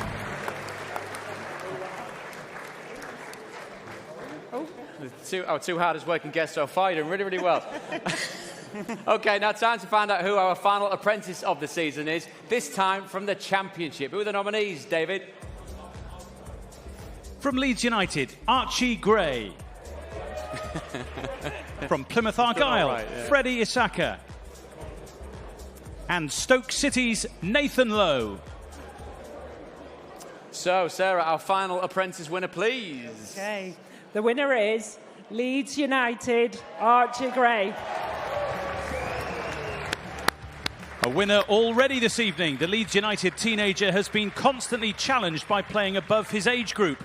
Having broken a club record of appearances for a player under 18, we know what he can do on the pitch, but perhaps more impressive is his humble attitude and commitment to hard work off the pitch.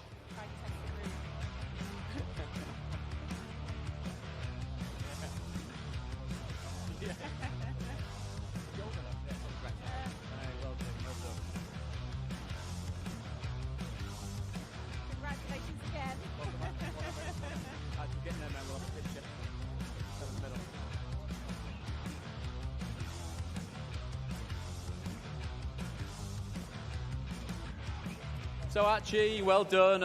Another award for you this evening. It's relatively straightforward now, turning up, saying thank you, going back and sitting down. What's the next protocol promotion?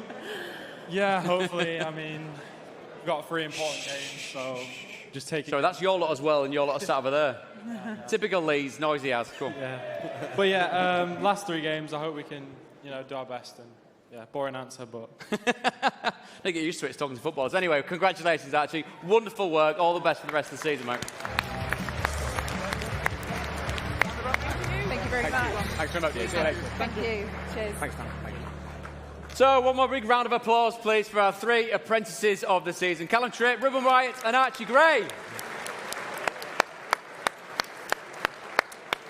OK, now we move swiftly on. It's time to reveal who has made the Championship Team of the Season. Ladies and gentlemen, thank you very much. Championship Team of the Season time. Here we go. Please welcome back from Clarion, David Williams, and a colleague and good friend of mine is going to join us as well. Sky Sports Soccer Saturday host. Please welcome Simon Thomas.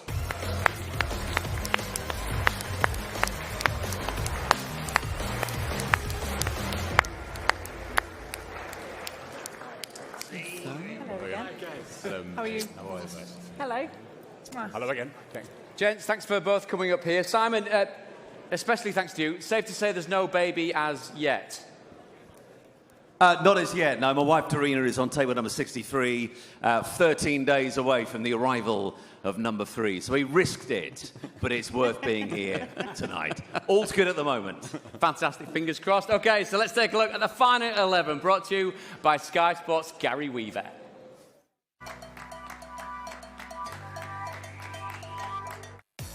In goal is Leicester City's Maz Hermansen, a goalkeeper who is a playmaker. He did start out as a midfielder before injury forced him to go in goal. He used to say no one wanted to be a keeper, but he has made a living out of it. Right back was fiercely fought. It's Kyle Walker-Peters of Southampton who makes the Team of the Year. It was Ipswich boss Kieran McKenna who converted him into an inverted right back at Tottenham in the youth setup, and he's not looked back. Next up is Ethan Ampadu, who after playing around Europe has found a place to settle at Leeds United. After starting the season in midfield, he's formed an incredible partnership at the back with Joe Rodon. He's eyeing promotion after 3 successive relegations, which he's sick of people mentioning, so we won't. Hull City's Jacob Greaves is selected. He's got Premier League clubs knocking on his door after his exploits in a Hull City shirt. Jacob used to be a season ticket holder. He has a photo of himself as a 13-year-old taken with his then favourite player, Liam Rosenia. Next up is Leif Davis of Ipswich Town, a defender who spends most of his time attacking. He's into double figures for assists, setting a new championship record of assists by a defender, which used to stand at 14.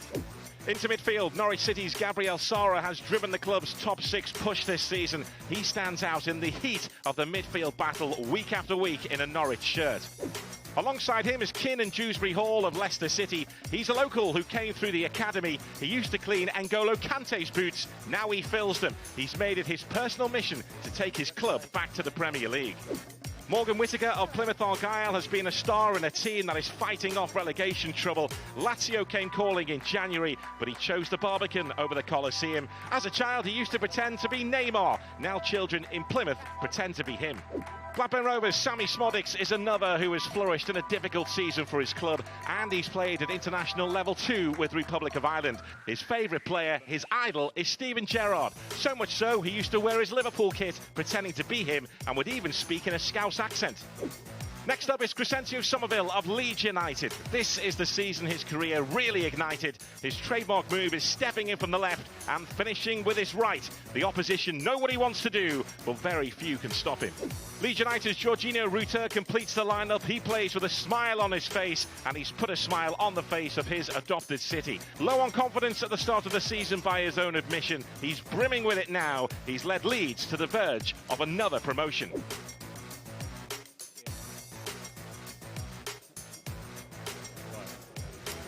Right, photo time. Shop around. Right, Jack. Shop around everybody. Picture here. It's fine. Yeah. Are we all in?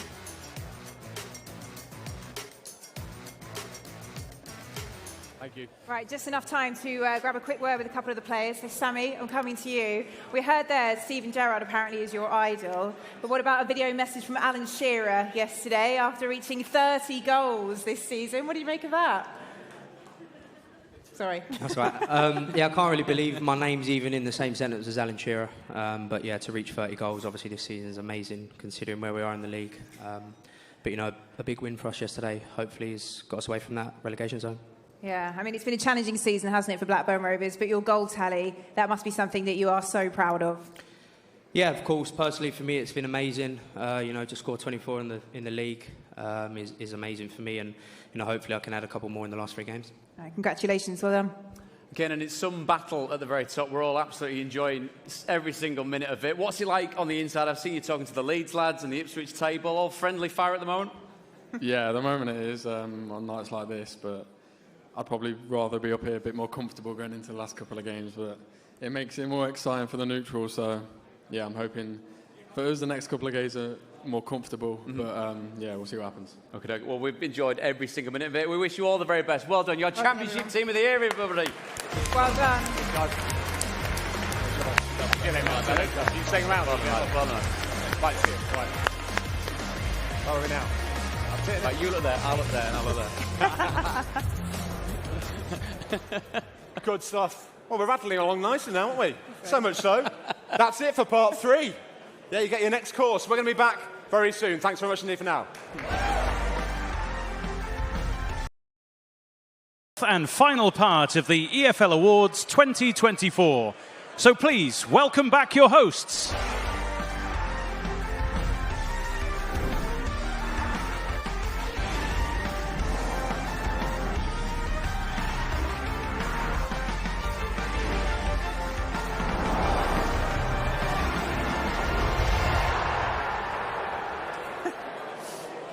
Good evening, everybody, again. Sorry to this.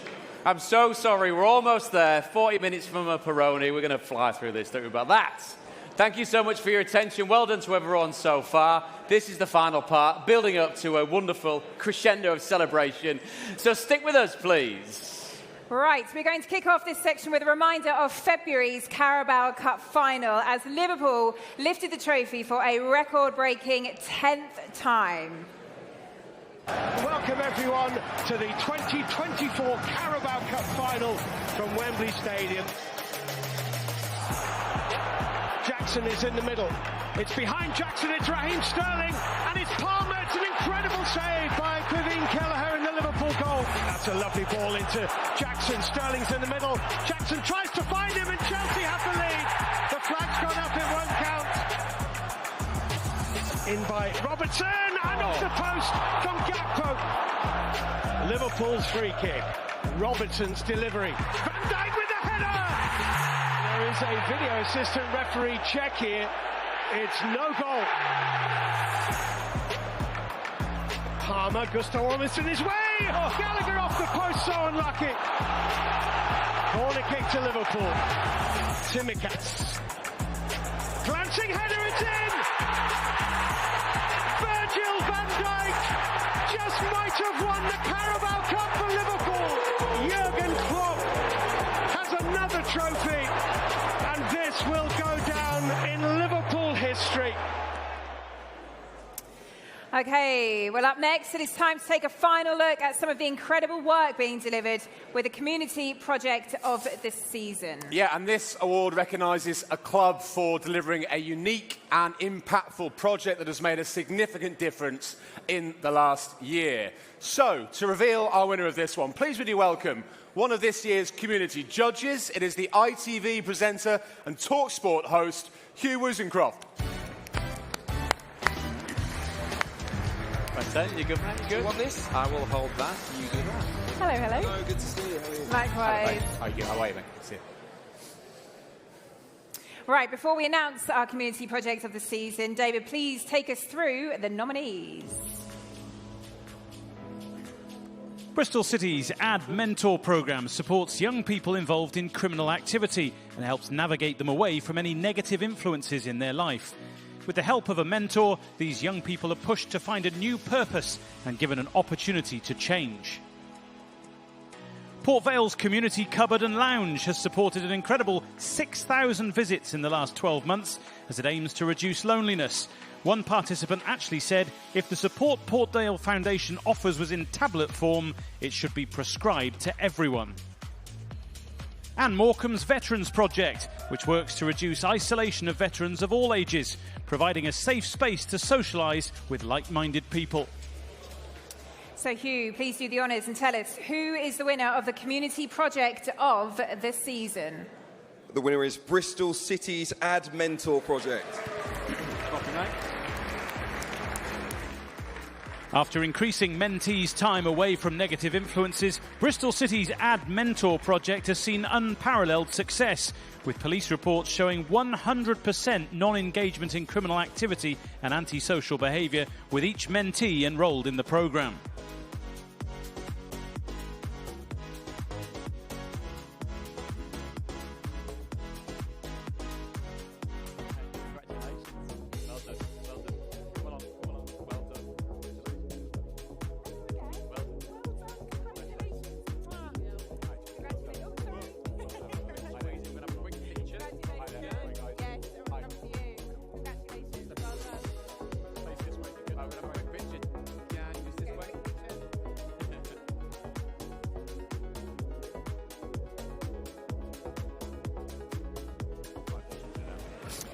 Well, congratulations to you all. It's an incredible project. But, Jade, I must just ask you a couple of questions on this.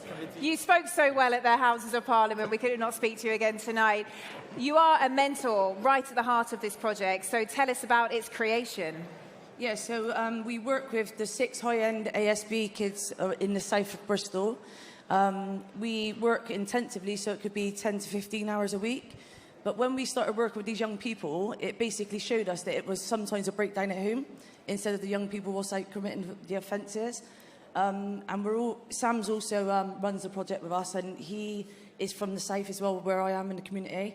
And I think we said before, it's not about where these kids start, it's where they finish. So if we can help them achieve what they need to achieve, then...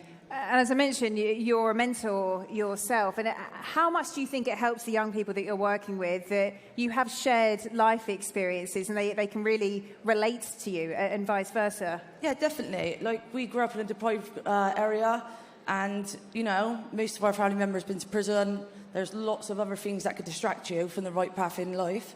And as long as we're there, every time they sort of divert to keep putting them on the right track, then hopefully they'll get to where they want to be. Well, congratulations. It really is a project to be proud of. So, ladies and gentlemen, please give it up to Jade, Bristol City and the Ad Mentor programme. Well done. No worries. Congratulations, everybody. Cheers. Well done, gang. We're here? Just saying. You thought we'd got the hang of it by now. It's only been 3 hours, hasn't it? You talk that way and I'll talk this way. Now, we mentioned, supporters earlier on this evening and how important they are to our game and, of course, the focus of our next award. We move on to the EFL Fan Engagement Awards, sponsored by Wasserman Live. who are responsible for all the lovely branding you'll see around the room this evening. Yep, so let's find out who is being recognised for their relationship with the fans. Here to announce the award, please give a big warm welcome to the wallflower that is the TalkSport presenter, Jim White.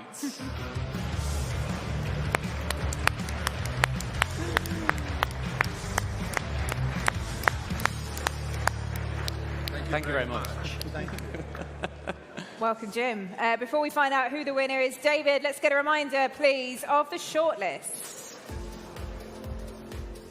Blackburn Rovers for their Fan Takeover Day, which worked to increase engagement with both active and lapsed supporters. Huddersfield Town for their Women's Plus network, which worked to increase female representation and make match days more female-friendly. And Portsmouth's Piglets Pantry Match Experience, which worked to increase dialogue between the catering team at Fratton Park and Supporters Direct to help drive sales in retail. So, Jim, please tell us who this award goes to. David, the winner here, Blackburn Rovers.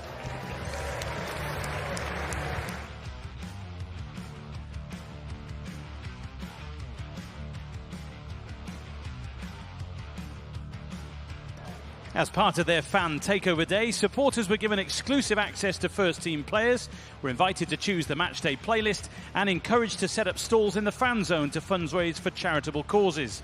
Tickets were offered at a discounted rate, leading to an increased attendance of 18,000 at Eatwood Park for the dedicated game.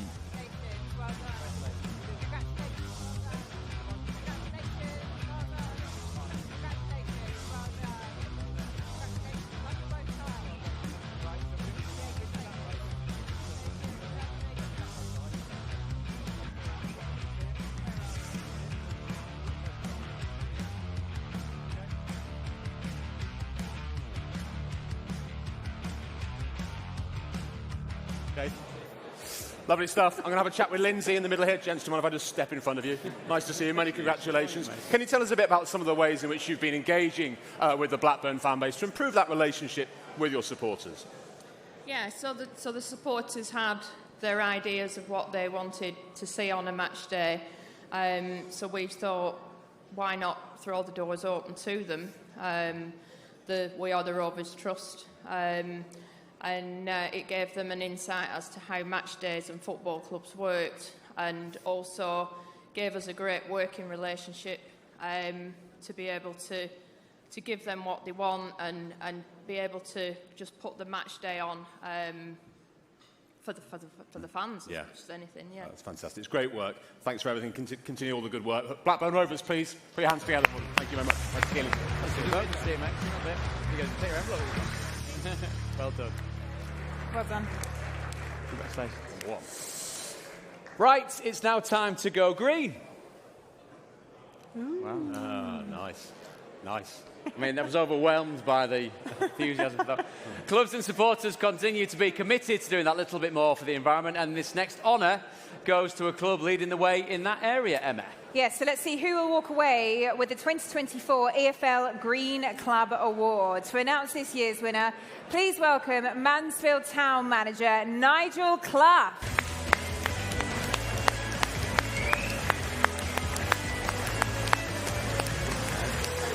Mate, you good? You good? I'll take that trophy while I do that. Cheers, mate. How are you doing? Good to see you, Nigel. How are you? And the nominations for the EFL's Green Club Award are... Northampton Town for their All to Play For project, centred around education and activation. Rotherham United for their Go Green and Tidy Up Your Town campaign. And Watford for the development of their fan engagement sustainability app. And Nigel, if you wouldn't mind doing the honours, please, and revealing our winner. Congratulations to Rotherham United. Copy that, Nigel. You have that? With Rotherham ranked as one of the most disadvantaged areas in the country, the club created a three-pronged attack to improve sustainability through a Tidy Up Your Town initiative, a Go Green campaign, and a swap shop to prevent clothing waste.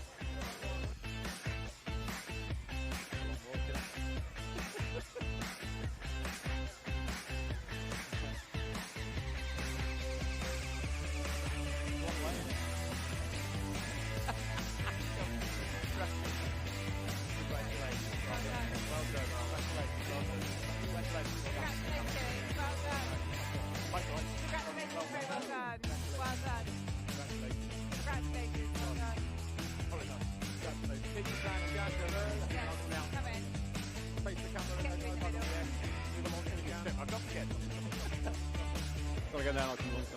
Thanks. Okay. Right, I'm going to come along here and have a quick chat with Jonathan. Jonathan, many congratulations. One of the focuses of your work with Rotherham was your Tidy Up Our Town project. Tell us a bit more about that. Well, we decided that there was loads we could do with the environment, and there was so much that we did. Yeah. It's hard to describe, but we did the kind of. Oh my God! I'm stunned actually. I've been doing this for 15 years and I have moments like this. Don't worry about it. Tell us about some of the other work you've been doing with Rotherham. We went to Ghana and we saw a massive environmental disgrace of Textile Mountain, and we came back and we said, right, we've got to do something about this. So we decided that we were going to do a swap shop. People could bring in their own old kits and swap them for football boots or whatever, and we did that, and we did food, and we did all sorts of stuff, and I'm absolutely stunned. I'm speechless. Yeah. I am literally speechless. The hard work that the team behind me put in came to fruition, so I'm absolutely loving this. Brilliant. Yeah, we know you do some unbelievable work, so many congratulations to all of you. Ladies and gentlemen, Rotherham United. Well done. Well done.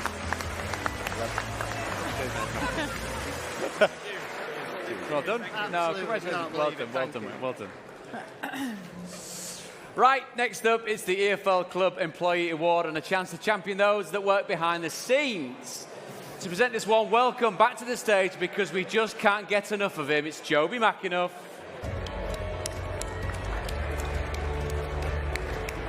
Hello again. Got to hug again. No. And the nominations for EFL Club Employee are... Instrumental on a match day at Elland Road, 90-year-old Annie Cochrane's Scottish charm has been offering supporters a happy level of service for more than 20 years. Leyton Orient's Lindsay Martin has been at Orient for 28 years. Having started as a matchday steward, she's covered almost every role on her way to becoming club secretary. And Stockport County's Olivia Hanvey, who last year introduced a number of new initiatives to help supporters in the ongoing cost of living crisis. A very popular category here in the room. Lots of support for our three nominees. It's time to find out, Joby, who is the 2024 Club Employee Award winner. And it gives me great pleasure to announce the winner of this award is Leyton Orient's Lindsay Martin.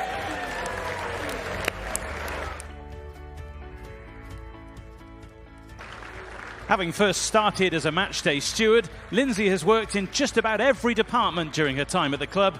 She even takes it upon herself to collect and wash the first team kit after an away game. It's fair to say she's Orient through and through.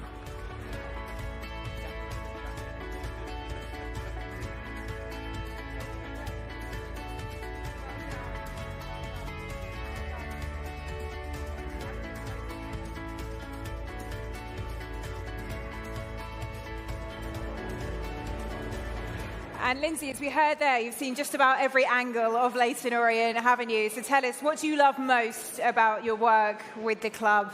Oh, it's a difficult one. It's very difficult. It's different every day. I like most of the people. It varies. The people change, the faces change each year. So it keeps it all fresh. Yeah. And obviously I've got my husband I work with, my children I work with, so I'm very blessed. Yeah. Well, Lindsay, you're a credit to the club and the EFL. Ladies and gentlemen, please give it up for Lindsay Martin.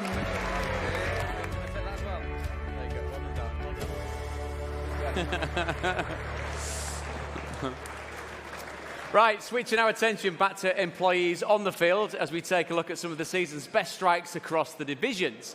It's time for the Goal of the Season Award, sponsored by Hawkeye. So let's take a look at the goals in contention.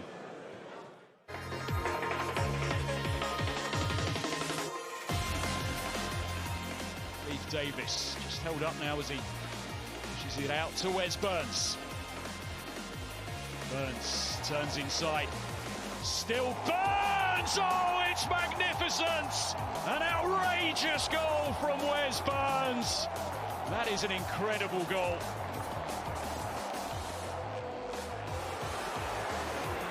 Norwich on the front foot here. It's Rowe. Dazzling feet from Rowe. That is brilliant.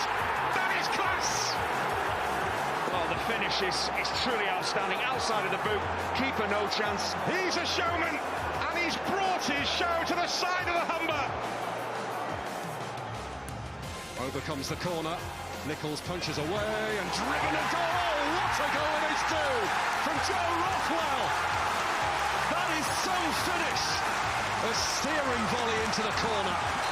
Absolute perfection from Rothwell. Ramsey. Collins. Ramsey might just have a go. Ramsey! It's a beauty from Aaron Ramsey. As good a goal as you will see in the Championship this season. And the return of the hero was meant for moments like that. Sheehan. Magoma. Option to the left-hand side. Couple in support as well. Ashworth still wants it. Magoma curls it. Oh, what a goal! 2 apiece, his 6th of the season. But Paris Magoma kept dancing and dancing, and then curls an absolute beauty home.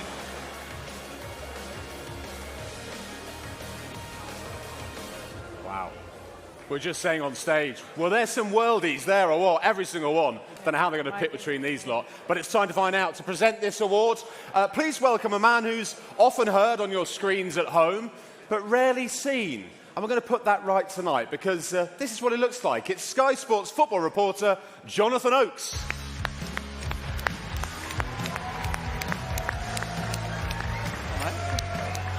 Come on first. We did that, yeah, you're right. Hello, how are you? Hello, mate. And he doesn't disappoint, does he? Oaksy, please do the honours and reveal our winner. And the winner is, it's an outrageous goal. Ipswich Town's Wes Burns.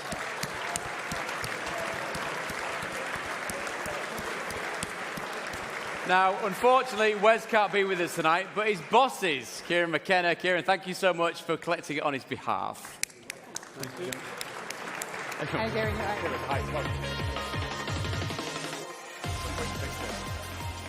Leif Davis just held up now as he pushes it out to Wes Burns. Burns turns inside. Still Burns! Oh, it's magnificent! An outrageous goal from Wes Burns. That is an incredible goal. Now, outrageous and incredible are both good words to use. We saw you talk after that goal saying you'd have rather have gone with his left foot from a more of an altruistic point of view of how you take a goal and how you give it to other people. From what you've seen there, do you still stick to your guns? Would you have preferred him to go with his left?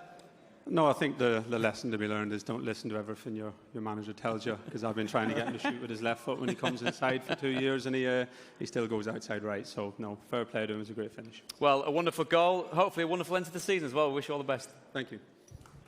Stop that, mate. Thank you. It's down.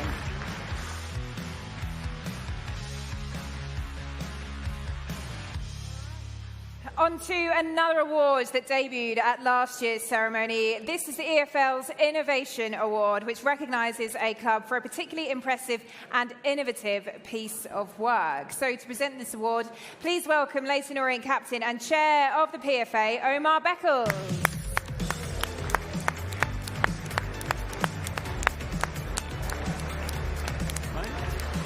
See you, mate. You good?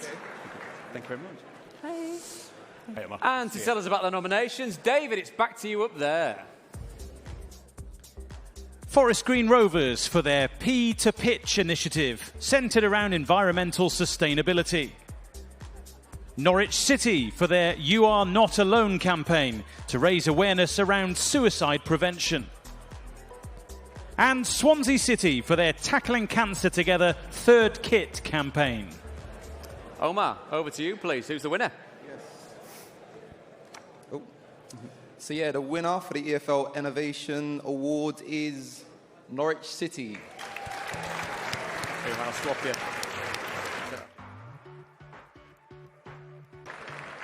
Norwich City's You Are Not Alone campaign started with a single question: how can we use our platform to save a life?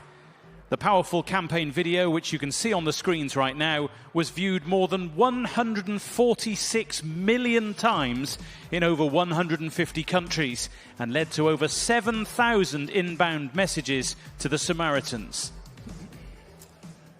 Many congratulations to you, Sam. I'll have a quick chat. I don't think there's a person in this room, I think I'm right in saying, who hasn't seen that video and been really affected by what they saw. Producing such an important piece to raise awareness around mental health. Did you ever imagine it would have quite the impact it has? No, absolutely not. We're all deeply humbled by it completely. We said right at the start, if we can help one person, it will have achieved something. It's born out of a strategy, a purpose-led strategy to help our community, make our community better today than it was yesterday. And sadly, it's actually born out of a genuine stat in the east of England in the last 5 years. The danger zone for male suicide is 49 years old. That is the exact average age of our season ticket holder. So there's a real strategy around that. And ultimately, awards like this are just an incredible validation for the hard work of the team, all produced in-house with a really small budget. But actually, some of the messages we had from around the world and from people that have referenced it as a moment that's helped them turn a corner. As you said, Samaritans, 7,500 inbound messages in the first week that directly cited the video as the reason for them making contact. So, yes, completely humbling. Yeah, so important. And thank you to Sam. And congratulations to Norwich City. Please show your appreciation of such an important issue you've raised. Thank you very much indeed. Thank you. Thanks very much.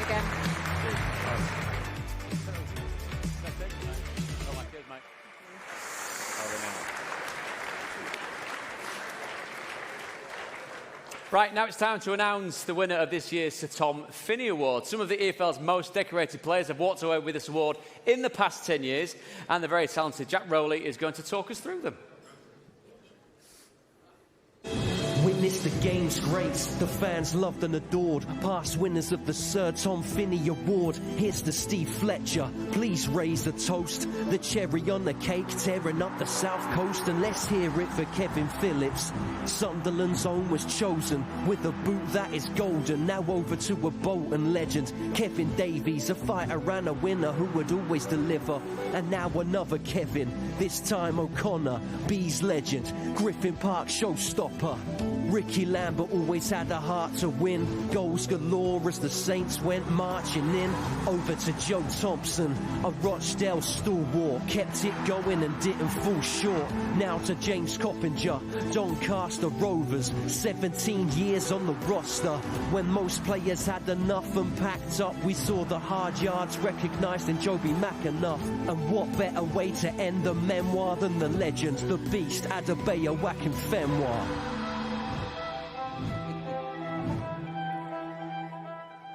Some of the EFL's finest on show right there for you all. And before we reveal this year's winner, our thoughts, of course, go out to 2019 recipient Joe Thompson, who earlier this week revealed that he'd been diagnosed with cancer for a third time. Joe, on behalf of the EFL and everyone here tonight, our very best wishes go out to you and your family. A round of applause for Joe, please.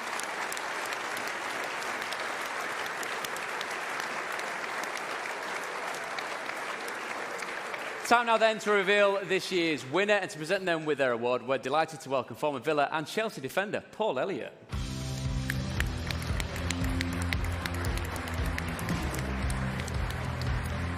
Oh. Good mate, yourself. Hey, welcome. Good to see you. So, on to this year's recipient then. Here we go. A two-time promotion winner. 7th in the list of all-time EFL appearance makers. This year's recipient has played in all 3 EFL divisions across an incredible 20-year career. A player who, in last 2 decades, has been a role model to many, young and old, and been a true professional in everything that he has done. With more than 871 career appearances, please give it up for your 2024 Sir Tom Finney winner, Luke Chambers.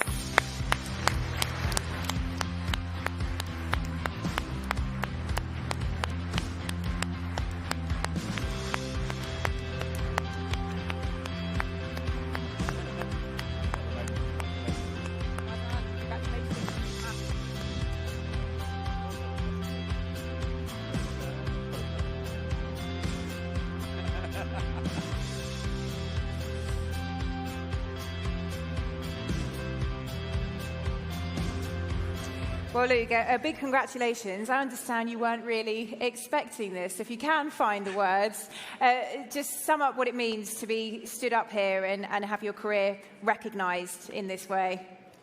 Yeah, it was a bit of a surprise, to be honest. No one really led on to what was happening, to be honest. So, yeah, to be here is absolutely incredible, surrounded by so many unbelievable people, players, staff, people that are involved in the EFL.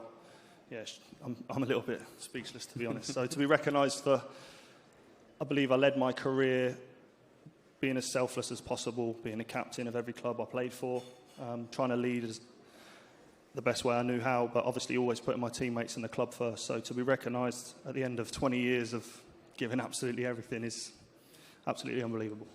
Yeah, and if you look back on that career, your long career you've had, is there a moment you look back on most fondly from that career, and playing with him is not the correct answer?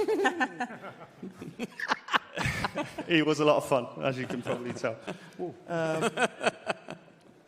There's nothing I can really pick out. I think I jumped straight out of football. I needed a bit of time away from the game because I'd given absolutely everything every weekend for 20 years. So I haven't really took stock of everything that I did, but probably just being here tonight, actually recognising all my achievements and the consistency and the dedication that I gave to the game and my family alongside.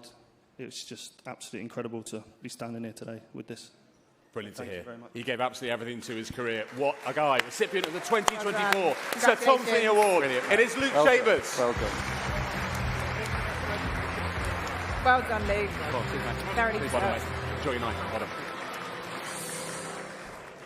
Right then, back to the here and now, and it's time to find out who the stand-up player in the Sky Bet Championship has been. It is, and yet again, always the Championship delivers drama, doesn't it, at both ends of the table. It's done it again this season. And to present this award, please would you welcome from Sky Bet, Coral Cranmer, and Sky Sports Super Sunday presenter, straight from the studio at the Emirates, I believe. Welcome to Kelly Cates.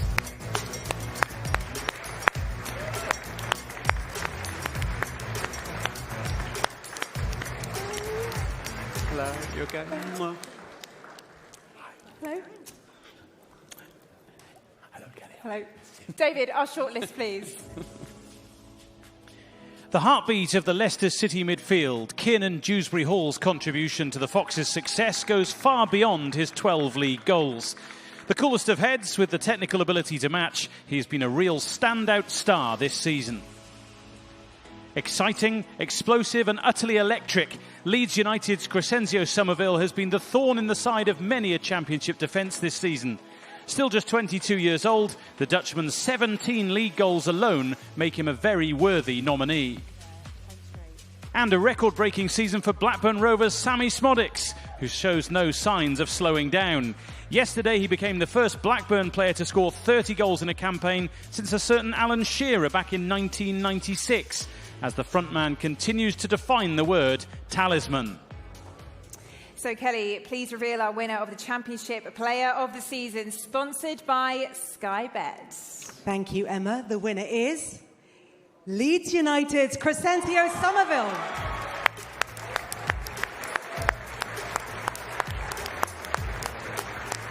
This is the season 22-year-old Crescenzio Somerville has really ignited.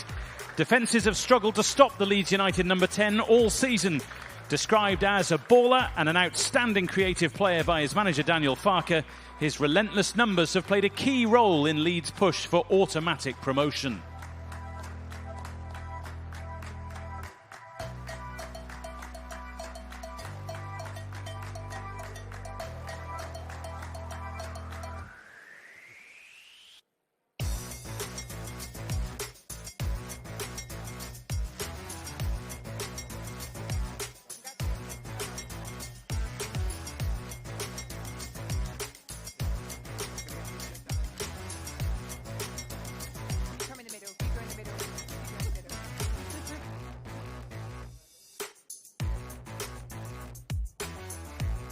Crescenzio, congratulations, some stunning goals, some wonderful matches this season. Do you have a standout moment so far? I would say against Norwich was a great comeback with 2-0 down, and yeah, I was important for the team with 2 goals. So the next 2 challenges, is it promotion and a full international cap? yeah, that's what we aim for, you know. Yeah, it's been a great season for us, for me. And yeah, I hope we can, get our plan and get promoted. And yeah, we are, we are aiming for that. Well, we wish you all the very best. A man that just stuns on and off the pitch, doesn't he? Crescentio, some of it, everybody. Brilliant, mate. Congratulations. Very well done. Well done, mate. Well done, mate. You might be trying to quicker that one. Cheers. Well done, mate. Right, now, it has been a long and testing season in League Two, with plenty of experienced managers going head-to-head, week in, week out. And of course, being League Two, there's still so much to play for so many, with the clubs all the way down in 15th place, still mathematically able to make the playoffs. That's right, Jules, isn't it? That's right, yeah. Of course, thank you. Just 5 points separating 7th and 13th in the table. This League Two campaign has probably been one of the closest we've seen in recent years, which is saying something, of course, because it's always very, very tight. So let's get on to finding out who this year's League Two manager of the season is. Sponsored by Football Manager, please welcome from Sports Interactive, Matt Carroll, and the EFL's Chief Executive, Trevor Birch.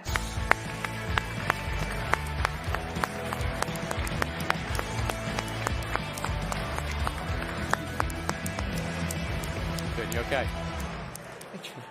You okay? Hi, nice to see you. Trevor, good to see you. Hi again. How are you doing? Trevor, I'm going to come across and have a quick word. Do you mind if I just go in the middle? Lovely to see you. Thank you for joining us. We've had a wonderful night, haven't we, just before we go to the managers of the season. We've heard so many brilliant stories this evening. We've spoken to so many great people on and off the pitch tonight, haven't we? Really seen the breadth and the depth of the EFL, I think, which is what these awards are all about. Yeah, I think so. I think my overwhelming feeling is one of being proud and privileged to be involved in the league, which, of course, was the original league founded in the world. And as Rick said at the beginning, we're all about the competitions, the great competitions, but also the power of football to affect the communities. And I think what we've seen today, or tonight, is a blend of what's happening in the communities, what's happening behind the scenes at clubs, as well as on the field. So I think it's a great blend of the work that's been done at the football clubs. And Trevor, we're all, let's give a round of applause first. We're all big football fans in this room. Perhaps you, more than anyone, has watched the most games of football this season. So we'll start with League Two and get your thoughts on that. Wrexham and Stockport County already promoted. As Pratt's measured, even as far down as 15th, those teams still winning with a chance of mathematically making the playoffs. I mean, the standard, the competitiveness of the division, it is quite something, isn't it? Oh, it's incredible. I mean, as a proportion of the games I've seen this season, League Two is the one I've watched the most, and I never cease to be amazed at the quality of the games, the professionalism, and just the setup of the whole league, and the camaraderie that I get when I go around the clubs. It's fantastic. Congratulations, obviously, to Wrexham and Stockport. They've had great seasons, and still a lot to play for some of the other clubs in the league. Mentioned that as well, though, but in League One and League Two, League and the Championship, both automatic promotion races look set to go to the wire. Both divisions, once again, utterly absorbing. Yeah, I mean, that's what makes the EFL great, isn't it? The jeopardy every week. There seems to be a new twist and turn. I was at Leeds yesterday expecting a home win, and we got what we got. So it's just a wonderful league. Isn't indeed, never a dull moment. Right, on to our winners then. Let's hear the shortlist for the League Two Manager of the Season, sponsored by Football Manager. They may have missed out on a playoff place last season, but this time around, Mansfield Town looks strong candidates for automatic promotion. Top scorers and with the best defence in the division, Nigel Clough's side have been disciplined in their approach and for a long time were the only unbeaten side in all competitions across English football. MK Dons were in 16th position when Mike Williamson joined the club in October. He has since guided them to 4th place in an incredibly tight League Two table. For a first managerial job in the EFL, Williamson has adapted seamlessly. And Crewe Alexandra's form this season has been hugely impressive. Lee Bell, who was initially appointed on an interim basis, has got his side quietly going about their business, rising up the table. and they are nestled neatly in the playoff places. Well, Trevor, if you could do the honours and tell us who the award goes to, please. The winner is, and congratulations to Mansfield Town's Nigel.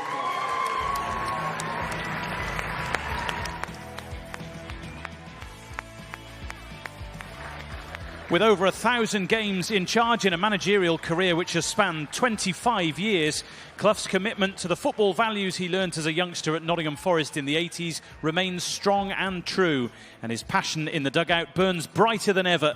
With 3 games to go, the Stags are in prime position for automatic promotion.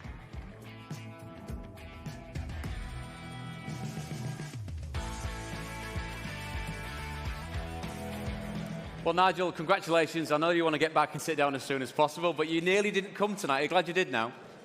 Yes. If we hadn't got a better result last night, I don't think we'd have made it. I think you'd say if you hadn't got a better offer, you wouldn't have come. But no, thank you so much. It's lovely to see you, isn't it, Joe? Nigel, I'm just going to chip in. I mean, you celebrated 25 years as a manager earlier on this season. What motivates you just to keep going year after year? I don't know. I think it's in the genes. It must be. But there's so many factors involved. You know, our owners giving us the time and the resources to assemble a squad that's challenged for 3 seasons now. The players have been magnificent in their effort and their character. And it's also for the other staff, who every manager will tell you how important they are to you as well. Simon, Gary and Andy, we've worked together over 25 years. And of course, the most important person who, in this madness of which we call our industry, I couldn't imagine doing it for 1 day, never mind 25 years, without my wife. Oh. Well said, sir. Well said. Nigel, many, many congratulations. We wish you the best of luck for the rest of the season. Nigel Clough, everybody. Well done. Thoroughly deserved. Well done. Well done. Enjoy the rest of the night. Right, I think Trevor and Matt, you are staying with us as we move on to League One now, where we've already talked about just how unpredictable it can be. Missed a couple of weeks of the action and the league table can look completely different, Jules. It can. So let's find out who is taking home the League One Manager of the Season award. David, our nominees, please. As first managerial roles in football go, John Mousinho's couldn't be going much better. In his debut season, he has almost achieved what others before him couldn't, as Pompey required just 1 more point to secure their return to the Championship. Now in his 4th stint as Peterborough United manager, Darren Ferguson has changed the ethos of this team. Bouncing back from last season's playoff heartache, the youngest squad in the division are also the top scorers as they seek Championship football once more. Steve Evans' Stevenage fear no one. Following promotion from League 2 last season, they've been a surprise package this campaign.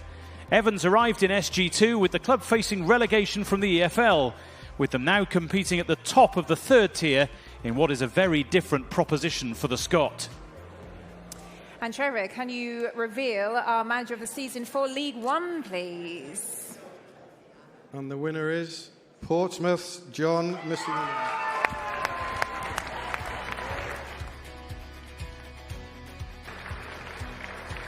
A left field appointment was how John Mousinho described his naming as Portsmouth head coach, but the 37-year-old has restored all hope at Fratton Park. He recently spoke of his desire to reward the long-suffering fans, and he has certainly given them something to shout about this season, with promotion within touching distance.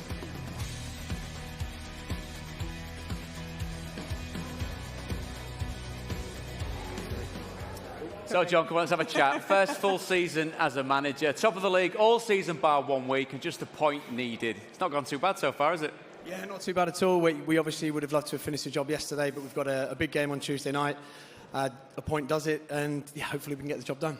You called it a left field appointment when you were appointed. The cheer from the table says it all. The fans' cheer for you says it all as well. How much have you enjoyed it? I mean, I've absolutely loved it. You know, when the call came in, I didn't expect to be offered the job. Even haven't gone through the interview process, so you know, thank you for the club for taking that risk on me. It was a big risk, and you know, there was a lot of faith that they put in me to try and do what we're trying to achieve this week. And yeah, really, really pleased for everyone involved. I mean, the players have been incredible this year. We've got 3 lads in the team of the year, and that probably gives me even more pride than winning this, to see them up there in the team of the season. So everybody connected with the whole club, as obviously Nigel said there, one of my old managers. You can't do it alone. You need staff. You need exactly the same. Not 25 years. I was going to say, can you see yourself 25 years in? Yeah, oh, absolutely, yeah. But just the 1 year my wife's had to put up with everything. And then obviously the other person I probably spend more time than with my wife, which is the sporting director, Rich Hughes. So he put a lot of faith in me as well. So really pleased for everybody connected to the club. Well, John, so very, very close. It's a wonderful season so far. Everybody, John, we've seen you. Brilliant. Well done, John. What a job. Well done. We got chaps.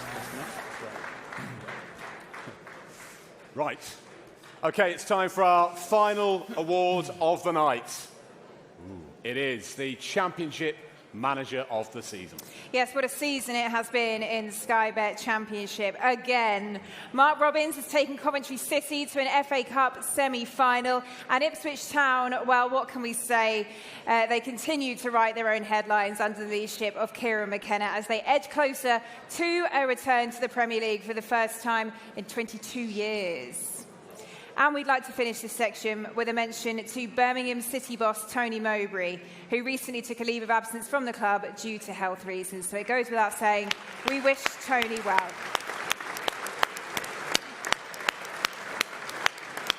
Yes, Emma, beautifully put there. So let's find out which gaffer is taking home the grand prize. David, let's have the nominations now. Sponsored once again by Football Manager for the Championship Manager of the Season. What Kieran McKenna has achieved at Ipswich Town is nothing short of remarkable. Despite only being promoted from League One last season, McKenna's side are the Championship's top scorers, whose never-say-die attitude has served them well all season. And they're well in the mix to achieve back-to-back promotions. Despite being 17 points adrift of top spot in the Championship at the turn of the year, just 2 defeats in 2024 have seen Leeds United enter the automatic promotion race. With just 1 loss at home all season, Daniel Farke's side are on course for an immediate return to the Premier League.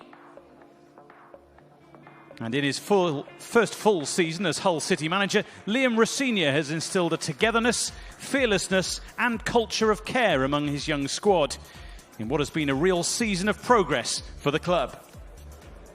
So, for the big one, Trevor, who is the Championship Manager of the Season? Let's have a look. It's Ipswich Town's Kieran McKenna.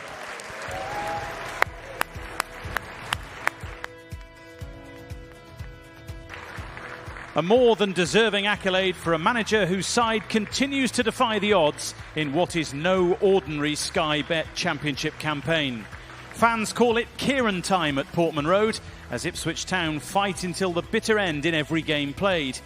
His style of play is admired by football fans nationwide, and players continue to thrive in the positive atmosphere he has created in Suffolk.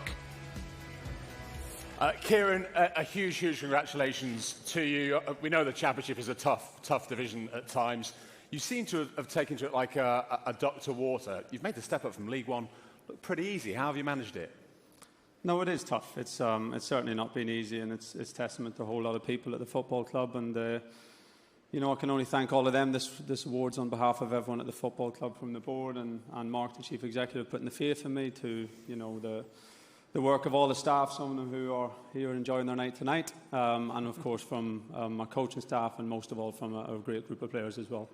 And the 3-2 win against Southampton a couple of weeks ago was thrilling to watch, certainly as a neutral anyway. That last-minute winner, though, I suppose it really underlined the mentality in this group of players that you've got. So just how proud are you of that determination that they show week in, week out, that willingness to win? Yeah, they've been fantastic. Look, it's as everyone here knows, it's such a competitive division, so many games are tight, so many games go down to the last minutes and to find margins, and you can't come out on top every week, but we've managed to find a way so many weeks, and that's a big testament to the group. So, Kieran, you're almost there. I mean, there's riches, there's the Premier League on the horizon. I mean, is the biggest motivator no more inane questions from me? Well, we've had some good times together the last 2 years, David. Well, I've it's enjoyed about it. time you admitted to it. Thank you. I've enjoyed it. You're almost there. What gets you over the line? We've got 3 big games now, and we take the first one first. We're going up to Hull to play Liam's excellent side in a couple of weeks' time. We'll take that one first, and we've got 2 more big games after that. So, yeah, we'll do our very best. There's some top teams that are competing, and it's just nice to be in it. Well, Kieran, congratulations. All the best for the rest of the season, my friend. Thank you so much. We're done. What's this, Chris? Thank you very much. Thank you. Thanks very much. Thank you. Right, so the best way to end would be all to look at each other and just talk to each other. Yeah, just like a little huddle. No, turn around, come on. Which was the best side, the front or the back? Nothing. The back, brilliant, thank you very much. That's it from us from another year. Those are all your winners from the 2024 EFL Awards. A big round of applause. Yes, what a night it has been. A huge, huge thank you to everyone for joining us this evening, and an even bigger congratulations, of course, to all the winners and nominees. Tonight has shown us what another amazing season it has been, and it's been an absolute pleasure to be able to honour so many people. So thanks for having us, and that's it from me. I'm Emma Saunders. And thank you very much indeed to everyone involved for making such a memorable event. Thanks to all of you for your support for all our winners as well. Big thank you as well to the voice up on high for his flawless commentary throughout the night. Please thank David Stowell as well. And thank you from me, I'm Jules Warren. And my name's David Prutton. A final thank you must go to Zara, Abby, Grace, Laura, Lucy and all the rest of the wonderful EFL team. That includes you, Mark Rowan, for putting on such a show for us and getting us all together for another great night of celebration. And for those of you with us here, it's time to let your hair down if you have it. The bar is now open. And for those of you watching online, thank you very much for joining us. And all the best to all the clubs for the rest of the season. All the very best of luck from the three of us. Thank you so much. Good night.